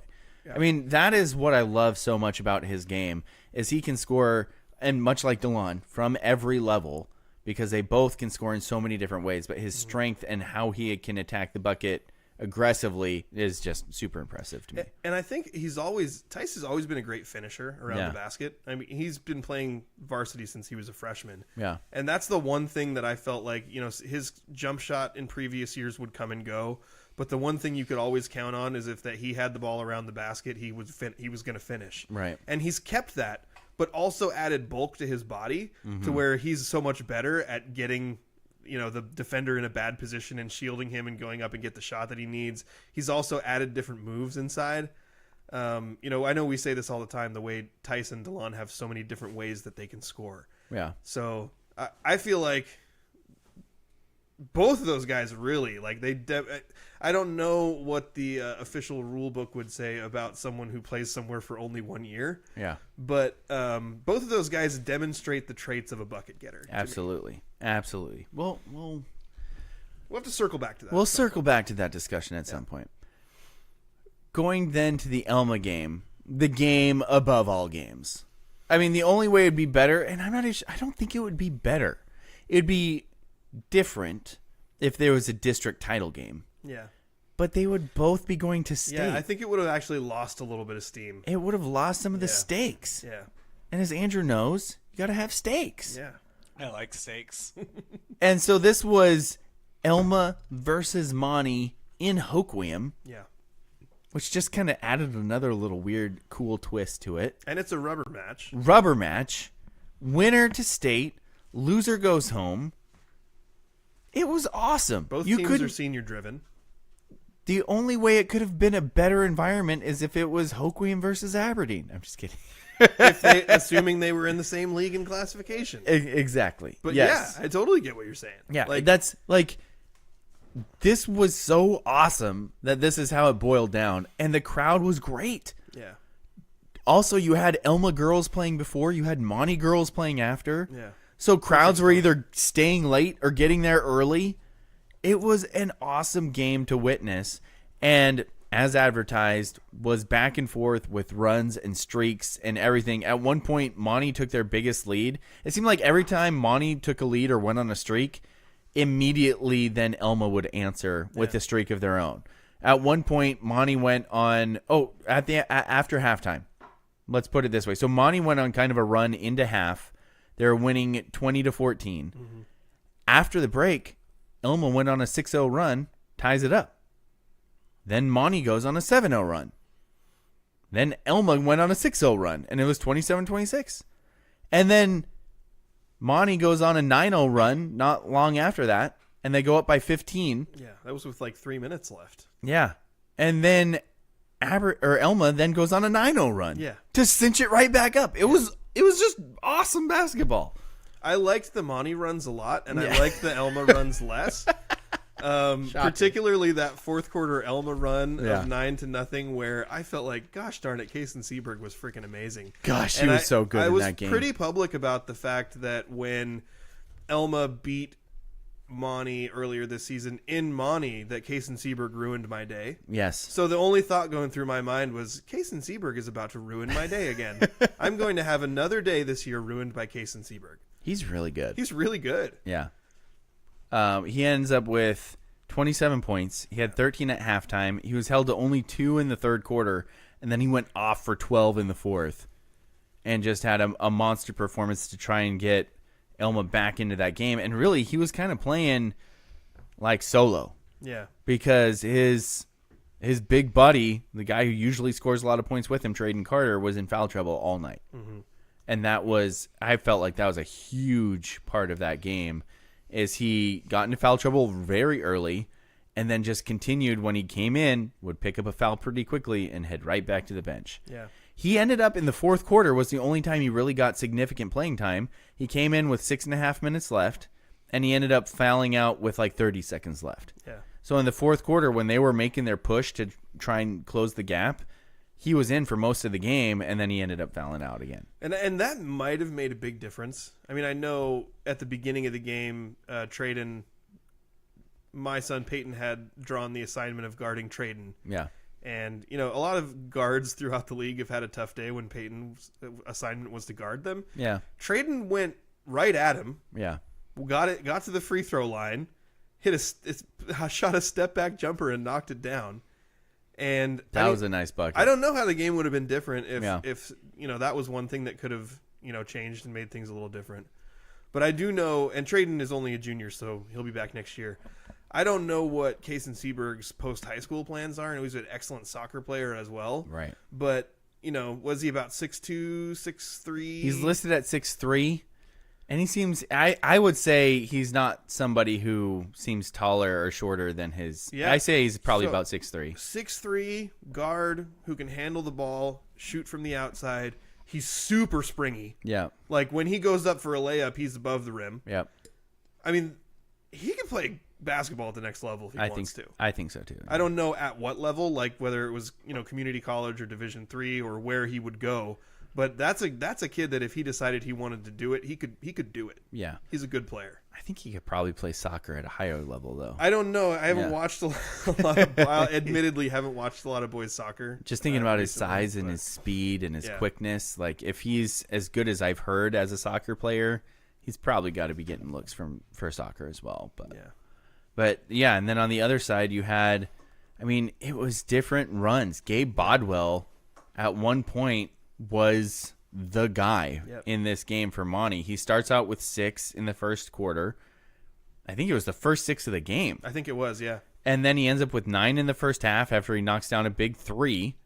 And I remember at one point, Justin, watching the game with you, and I'm like, Gabe's not who you want shooting that shot. And he proved me wrong in this game that he can knock down triples because he had 2 of them. Yeah, he hit 3 against Chief Lachey earlier this season. And then he has 17 points after the third quarter. Yeah. Like, he was the Monty guy. Because before that, let's see, after the third quarter, DeLon had 11 and Tice only had 8. Mm-hmm. So through the first 3 quarters, if it wasn't for Gabe Bodwell, this game could have been out of hand. Yeah. And instead, he kept him in it with his rebounds and his scoring. And then in the fourth quarter, DeLon went crazy. Tice locked it down with free throws, and the rest is history. But, I mean, if it wasn't for Gabe Bodwell in the first 3 quarters, this is a massively different game because he also had 9 rebounds through the first 3 quarters as well. Yeah. I mean, Gabe was phenomenal overall. I'm just so used to seeing him play like this throughout the course of the season. I'm not used to seeing him score 17 points through 3 quarters because he hasn't typically been that aggressive offensively. He's deferred a lot more. But, he was feeling that mid-range jumper. He was grabbing rebounds and scoring around the basket. As you mentioned, he knocked down a couple of threes. Gabe was phenomenal. He also led the team in rebounding. I think, did we say he had 4 blocked shots? Or was that in the previous game? I think that was the previous game, yeah. But Gabe was awesome. And then when the fourth quarter rolls around and you, in a tightly contested game, which it became at the end, when you have players like DeLon Chan who can hit 4 field goals, and it felt like every single one of them, every shot he hit in the fourth quarter was at a crucial moment. Yeah. And then at the end of the game, when the other team's trying to foul to get back in it, you have Tice Peterson, who I can say I cannot imagine being in the situation in that, we talked about this, why all the reasons this game is awesome. Yeah. You're staring down the end of your senior season. You're playing the rubber match against your rival. And the only thing you need to do is ice it with free throws at the end, and Tice comes through. Yeah, I would have thrown up there on the floor. It's a level of composure that I can't conceive of. Right. And how many free throws did he hit at the end of the game? He went 5 for 6 in the fourth quarter. Yep. So, and the 6th one was like after they had it locked down. Yeah. So like the one he missed was just like, it doesn't matter. Just seeing the way those guys came through, those 2 guys specifically came through. There's a lot of other contributions from a lot of other guys in this game. I think Camden Taylor played really well. Scoring wise, it was kind of a weird game because most of the games I've watched from Monty, the scoring has been really spread out. Mm-hmm. In this one, it was 20 from DeLon, 17 from Gabe, 15 from Tice, 9 from Cam off the bench because the only player in foul trouble for Monty was Soren Cobb. Yeah. And then your son Peyton had 2 and nobody else scored. Yeah. I think that it was a very interesting scoring dispersal. This has been more of a trend lately where they'll have 3 or 4 guys in double figures, and the scoring will be a little more balanced. Very different from early in the season. Yeah. And then, like in the La Center game, Tice just stepped up and scored 32 because they needed it. Yep. They needed him to do that.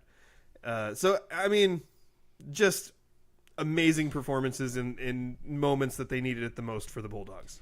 And on the Elma side, we mentioned that Kaysen had 27, but it was also similar scoring performance for them because they only had 5 guys in the scoring column as well. Yeah. Anthony Holmes had 9, Traden Carter and Carter Studer had 7 apiece, and then Theo Flores, who I thought played a really good game for them off the bench for Traden Carter, he had 5 points as well. And a couple of those were like big buckets where you're like, whoa, where did that come from? Well, I think one of them actually was like a driving step back over Peyton, and Peyton kind of looked like, where did that come from? Who are you to score on me like that? Yeah, exactly. It was like, wait a second. I've watched film on you for years, and I've never seen that. Yeah, I've seen Flores start to do a little more of that this year in a few instances. But, yeah, typically his game is a lot more on the defensive side. Exactly, which he did a good job on. Again, so that, the final of that one was 63-64. How about this? Here's my thought. We're going to talk some seeding and some future. Yeah. We're going to do our athlete of the week. Yeah. How about we take a break? Okay. Do you need to use the facilities? No, I'm good. You want me to I am in trouble. Okay. There's a tree you can climb to the top of right out there, and we'll make a mark about how far you pee. Wow, that was a bad lead into our sponsor here. Spivey Realty Group's goal is to make buying, selling, and investing in real estate in Grays Harbor simple. They believe in 100% transparency and unparalleled communication with local expertise, tech-enhanced, and top-notch service for their friends, neighbors, and community. Their goal is simple. Get a group of strong-willed, hard-working people together who want to make a difference in Grays Harbor and use real estate as the means of achieving that. Voted Grays Harbor's best real estate company. Find them on Facebook or visit GraysHarborRealestate.com. Spivey Realty Group, elevating small town real estate. And also, if you want to find Spivey Realty Group's stuff, we often share their posts on our social medias as well. But that will conclude this ad. Thank you, Andrew, for putting the graphic up. And Daniel will return. He's climbing down the tree now. So, Hannah, will you go out and mark the spot, and we'll figure out how much further he can go. So we're going to get into state seeding and what is coming up next for the Monty boys. And we're also going to name an athlete of the week from a very long list of very deserving nominees. It is interesting with seeding. You know, we do seeding in Washington State high school sports by committee now. And I will say that although... How far was it, Daniel? I extended my range on that one a little bit. Yeah. While I was hitting from the logo. Always going to be gripes with seeding, and there's always going to be people that aren't happy, and there's always going to be mistakes that are made. I would encourage everyone watching this to, and maybe you don't know because you weren't around at the time, but think back to what it used to be, which was just random. Yep. It was like, So on weird. a rotation, you play this team if you're in this slot, and this team if you're in this slot, and it was bad.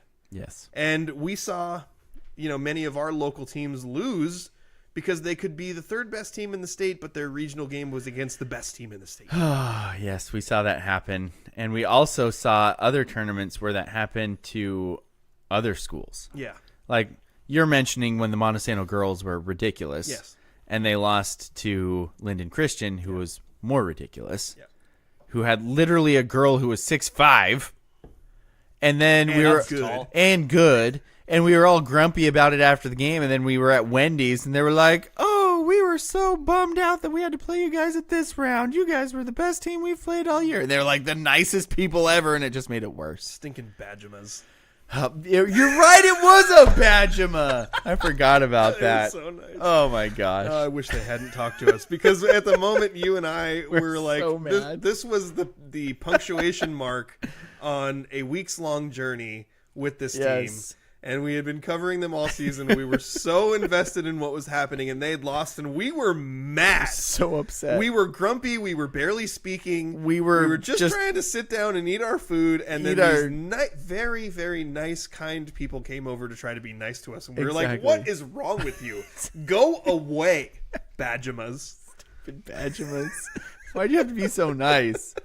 We were just devouring our what's the big burger? Baconator. We are just triple baconating it up. Sometimes you just got to get baconated after a bad loss. Oh man, that was our tagline, along with the one about Panda that I won't repeat. Yes, so don't ever repeat that one. But we also saw a year. I think it was the year when I went over to follow one of Hoke Williams' teams to state.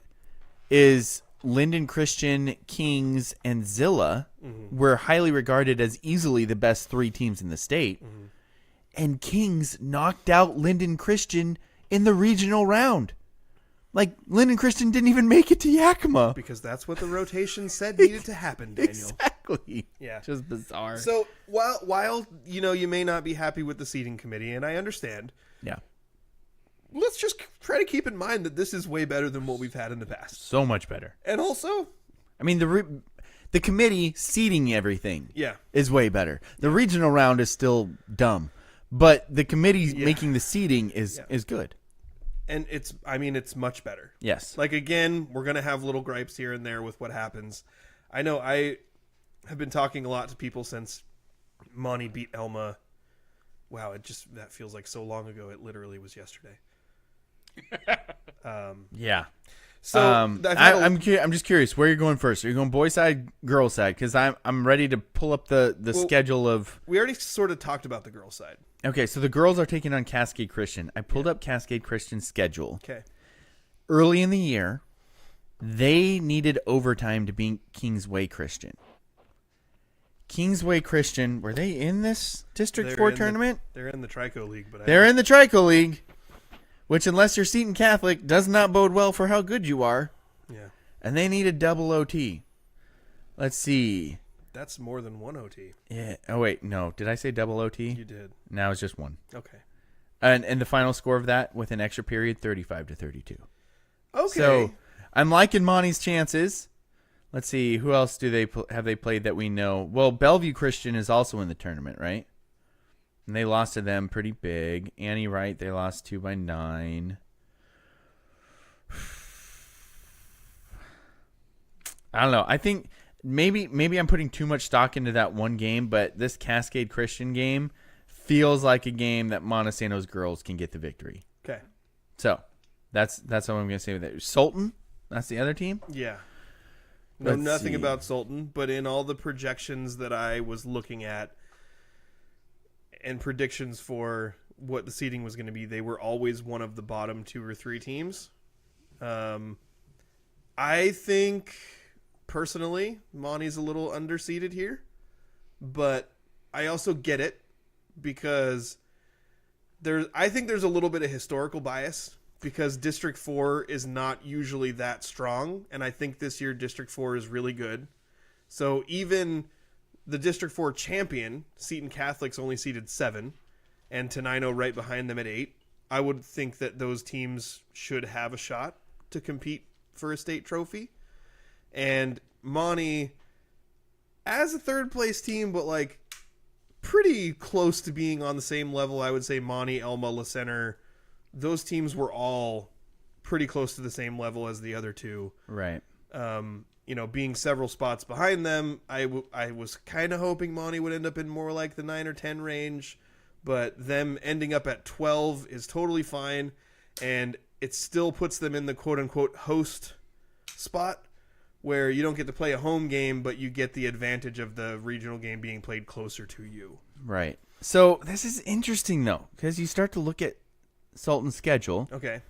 And I'm going to go weeds here. I'm going to go into the weeds. Weeds. So the one loss that looks interesting was they lost to Coopville. I don't know what Coopville is.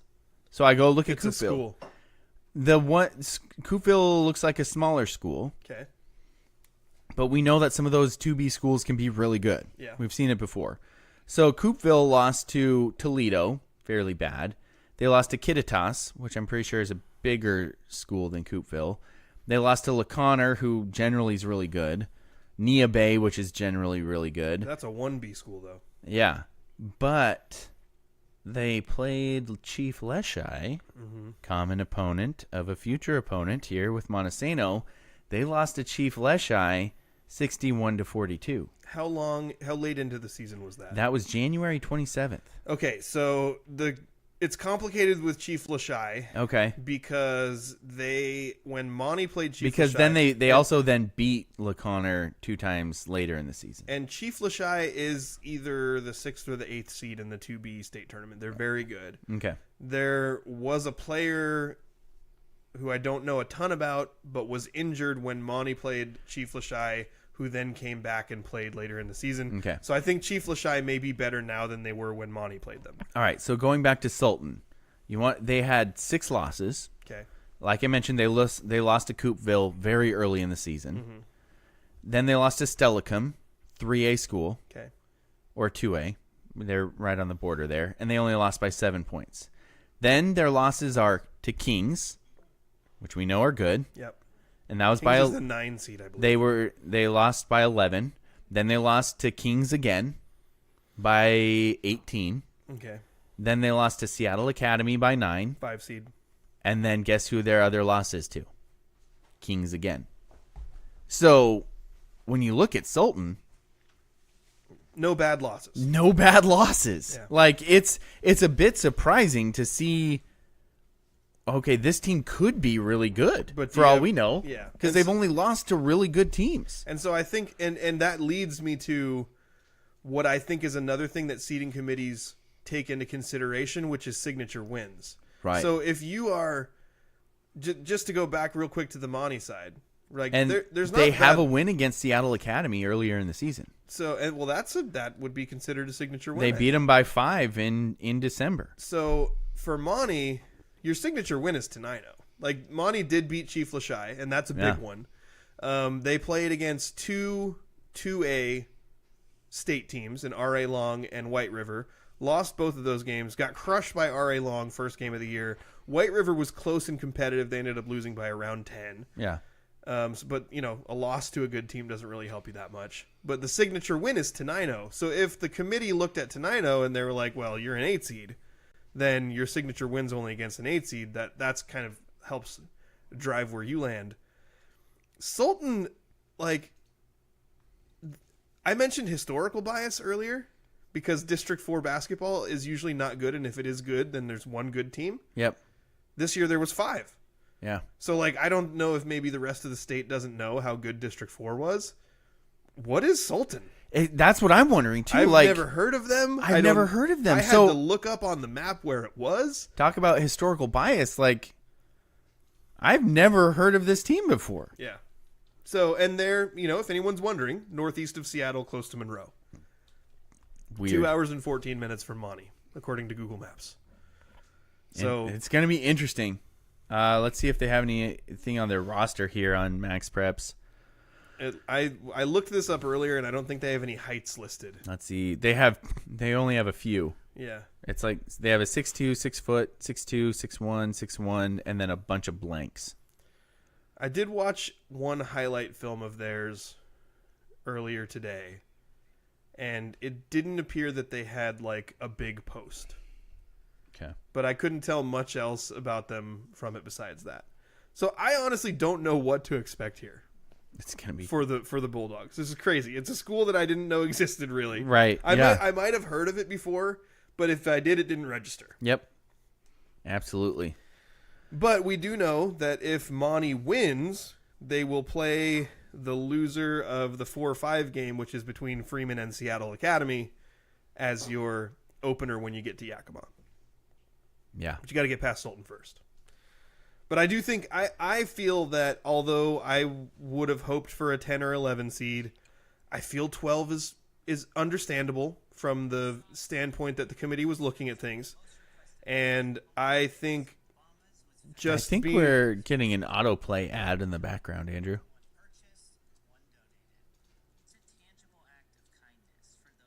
Tangible act of kindness for those who need it.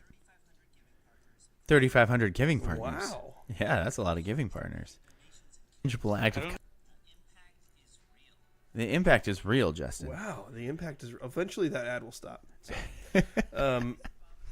But I think being seated in the top half of the lower... This sounds so silly, but it's because the structure of this tournament is so silly. Yeah. Being seated in the top half of the bottom 8 is much better than being seated in the bottom half of the top 8. It can be, because, so would you want to be Tenino, where, all respect to Tenino, they're a really good team. Who are they playing against? They're playing Zilla. So they're going to have to travel to Yakima twice. Yes.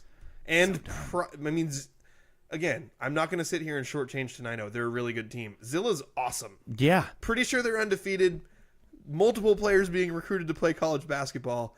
So do you want to go be the sacrificial lamb that has to play Zilla first? What we need to figure out is trip. why Zilla is always so good at basketball. Recruiting. So, but they're not a private school. No, but so you're saying that Montesano recruits? No. So there you go. No, all right. So you can actually be more efficient in recruiting if you're not a private school sometimes, because the private schools have to follow that 50-mile radius rule, and the public schools, they just get everyone they want to move to their town. Oh, like Montesano? No, like okay. Royal. And Montesano. And Montesano. No. We're talking, it's basketball season, okay? And my Montesano gosh. boys have been to state basketball 4 times. Zilla beat Seton Catholic by 17 points early in the year. Zilla's really good. Zilla's really good. They are undefeated, by the way. They beat Wapato by 35. Yeah, Zilla's really good. Dang, they are really good. So it's going to be a tough match. But at least if you're Tenino being in the top 8, you know that you can lose, and you're still going to Yakima. That's true. But you're in a one and done once you get to Yakima. Yeah. Zilla actually has height this year, which is different. Usually they have a lot of short dudes that just play really well together. Zilla going 6'7", 6'5", 6'6", 6'5". Jeez. Good night. Yeah, that's going to be tough for Tenino. So as we're narrowing down how many teams we have locally left, What I would say about this Monty boys team They have a 6'5" guard? Gross. is what I would say about this Monty boys team is I think they have the size, they have the ball handling, they have multiple guys who can get a bucket, They have depth. they have depth, they're a good defensive team. They have all the things that would make you be able to go be competitive in the state tournament. I'm not predicting a state trophy, but I do think that they can go compete with anybody. Absolutely.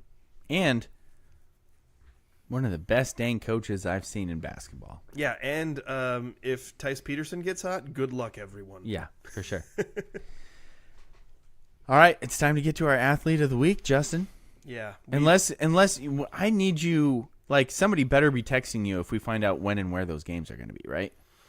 That was very aggressive of you. Somebody better be. Someone better be texting you. I did hear that we might find out later today, but I don't know. It could be tomorrow. I don't know that they always set those regional site games super quickly. So we'll find out. When we find out, we will relay that information to the public. But let's run through our nominees for Athlete of the Week. So for starters, Tice Peterson from Montesano Boys Basketball. Also, DeLon Chan from Monty Boys Basketball. Gee, I wonder who put all these in here. Babe Gobwell from Montesano Boys Babe Gobwell. Basketball. Tiander Olson from Montesano Girls Basketball. Jilly Dalen from Montesano Girls Basketball. Kaya Roundtree from Montesano Wrestling. Danny Burgers from 1490 KWOK. Who nominated that guy? And Probably the same guy that nominated all those money people. it came from an anonymous account that looks suspiciously like you. But, I didn't do it. and also Tyson Portman from Willapa Valley Wrestling. So there's a lot going on here. There is a lot. I know where I'm leaning early. That Danny Burgers guy can eat. I just witnessed him eating cookies when he shouldn't be eating at all. Oh, is that the same guy? Yeah. Danny Burgers. Danny Burgers. So what's your inclination? My inclination, state champ's got to mean something, man. I know we've recognized him already once this year, but state champ Tyson Portman, that's got to be, it's like somebody's got to come get him, right? That's where I'm leaning. I also love the scoring performances of Peterson, Chan, and Gobwell. Yeah. And I loved what Tiander Olson and Dalen did. And Kaya Roundtree also had a great performance, but we have one state champ on that list. Mm-hmm. So that's what I'm thinking. What do you think? What Gonna I eat think, some cookies. this opinion is going to be dripped in bias. Oh, like weird. dripping in bias. no What? way. If people listening to the radio broadcast and hearing me complain about the officials on Wednesday thought that broadcast was dripped in bias, you've seen nothing yet. No one thought that. Oh no. Tice Peterson Yes. put on a display on Wednesday unlike much of what I've ever seen covering high school sports. Like, maybe Ben DeBlanco on a day where he can't miss. But I think the thing with this Tice game was he also contributed in other ways because he had 6 rebounds. I think he also had 5 assists in the game. 32 points on 18 shots. That's Caitlin Clark level. And the fact that he did that in a loser-out game and continued to come up clutch when he knew that his team needed him, to me, that was like, I fall victim to a couple of things. One, I'm biased because I'm a Monty guy and I love Tice personally and watching him athletically. But also, I fall victim to what I've seen with my own eyes. And what I witnessed with my own eyes in that Wednesday game felt special to a level that I have a hard time recalling other things feeling special to me.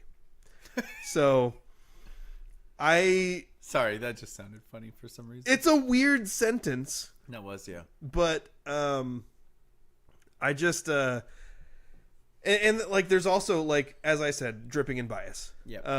Understanding the journey in case people don't understand. The seniors on this Monty team have played for 5 head coaches in 4 years.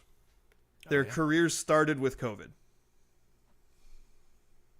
So 5 head coaches. Who are all the 5? Did it start with Galloway? Yep. And then it went to Stoddard. And then it went to Farmer. And then it went to Mack. Bertram. And now And then we're at Leonard. Wow. So, and man, there's been a lot of ups and downs. I probably said this already. They won 4 games last year. 0 league games. And the fact that they've won 19 and punched their tickets to state is amazing. And all of that plays into the feeling for me. But watching Tice go out and do that against La Center in that scenario with their backs against the wall, knowing we lose, we're done. 8 seniors on that team, we lose, we're done.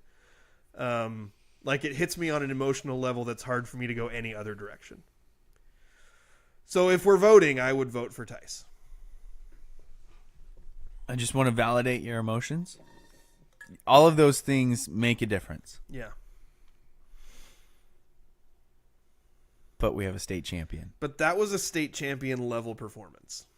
But we have an actual state champion. Well, if all that matters is what one person does, then yeah, go be a state champion wrestler because you're the only one who's in control of what happens to you.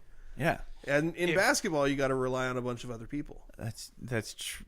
But this is an individual award. Exactly. See? Andrew, I need your help here. It seems like if it is a state level performance, then we could award them when they reach the state level. So you're saying next week? Yeah. Yeah. So what you're saying, just to be clear, Yeah. I'm saying is that it in a matters state most playoff game, when you're at the in order end to of be the athlete of the playoffs. week, Tice would have to duplicate Not duplicate. that performance.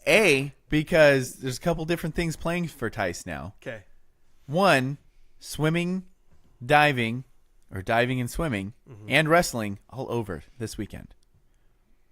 You know what Tice's competition is next weekend? The girls' game. Like, the next 2 weeks are only And basketball. probably the goals. And maybe the goals. We have talk about drip bias. We have had massive performances, state level performances by the goals that we have just been like, meh. We've had guys get 4 goals and 3 assists in one game, and we've been like, nah. Elmer Torres. Yeah, but so that's what I'm saying is we don't highlight wrestlers often. I know that Tyson Portman happens to be one of the few that we've already highlighted this year, but that was because the kid's won his 100th match for Pete's sake. So I feel like if we're not going You wrestling said for Pitt's sake. for Pitt's sake, if we're not going wrestling for a state champion, then what are we even doing? I bet that a wrestler's pits really stink. They probably stink real bad. Yeah. But you get what I'm saying, though, right? Like, if we don't go wrestling, if we don't go Tyson Portman now, what does a wrestler have to do? Well, it's 2 against 1, so I guess I lose. I appreciate you standing up for your boy. I love Tice, too. Go do it again, Tice. Prove it. Go do Prove it again. Keep Prove it rolling. 2 weeks in a row you Yeah. went against Tice. How much longer do you think he's going to continue to like? Was it 2 weeks in a row? Oh, How I think long it was does 2 he out of have 3 2 out of weeks. 3 win? weeks. 2 Yeah. out of 3 weeks. What, Andrew? I said how many weeks in a row does he need to go to win? 2 more. 2 more? I think he can do 2 more. Let's do it. That's where I'm going. Okay. As much as I love Tice, as much as I love that performance, This is a democracy. Tice Portman. Also, Andrew's the producer, so his vote matters a little more than both of ours. What? Yeah. That's not true. Tyson Portman for his state title wrestling performance. State title. The only state champ we have so far. State champ. I'm just trying to find his weight class. Rob agrees with us. What was What does the weight Rob class? know about local sports? I mean, he's an authority. There it is. He's He an was in authority. the 165 weight class. Tyson Portman. Gosh, you got me all mustard, I got flustered, you mustard. fluttered, and mustard. Did you want some mustard? I could get you some mustard. I'm all out of mustard at for the home. cookies, have you want some mustard. mustard for the cookies? That'd be delicious. Okay. All right, Tyson Portman for your state title state champ performance. You are a state champion, and now even better, you have won our Spivey Athlete of the Week. Congratulations, and congratulations on your state title as well. You are Athlete of the Week, no matter what Justin tries to do, just covered in bias. I love dripping in bias. Covered. I loved how you stumbled and fumbled over that so bad that your response was to shout, "You are a state champion!" A beat, you were like Joe Biden, and then all of a sudden it was, "You are a state champion!" Well, I wasn't expecting to have to argue so hard for a state champion to win our Athlete of the Week. I stopped talking like 2 minutes ago, and you still haven't gotten it together. Nope. Oh, do we have anything else? Any mailbag? We haven't done mailbag for a while. Oh. Maybe I should have saved peeing off of trees for mailbag questions. Well, we still need to go see if you can beat what you did earlier in the break. Can we find a 100-foot tree here? What tree did you pee off of in the break? Oh, I went in the toilet. You loser. What kind of a loser pees in the toilet? That's going to do it for our show this week. Keep it tuned to our socials to see where those those state playoff games, regional round of state. Still counts. I hate this tournament. Still counts. Stay tuned to our social media to see where and when those games will be. So, for my co-host, I need a teleprompter if I'm going to really Biden this.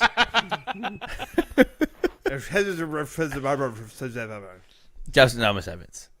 And my trusty co-host, Daniel, can you get me some mustard, Hargrove? And our trusty producer, Andrew Mountain Man Gross. Ooh. You've been listening to The Scrimmage. A little bit wispy.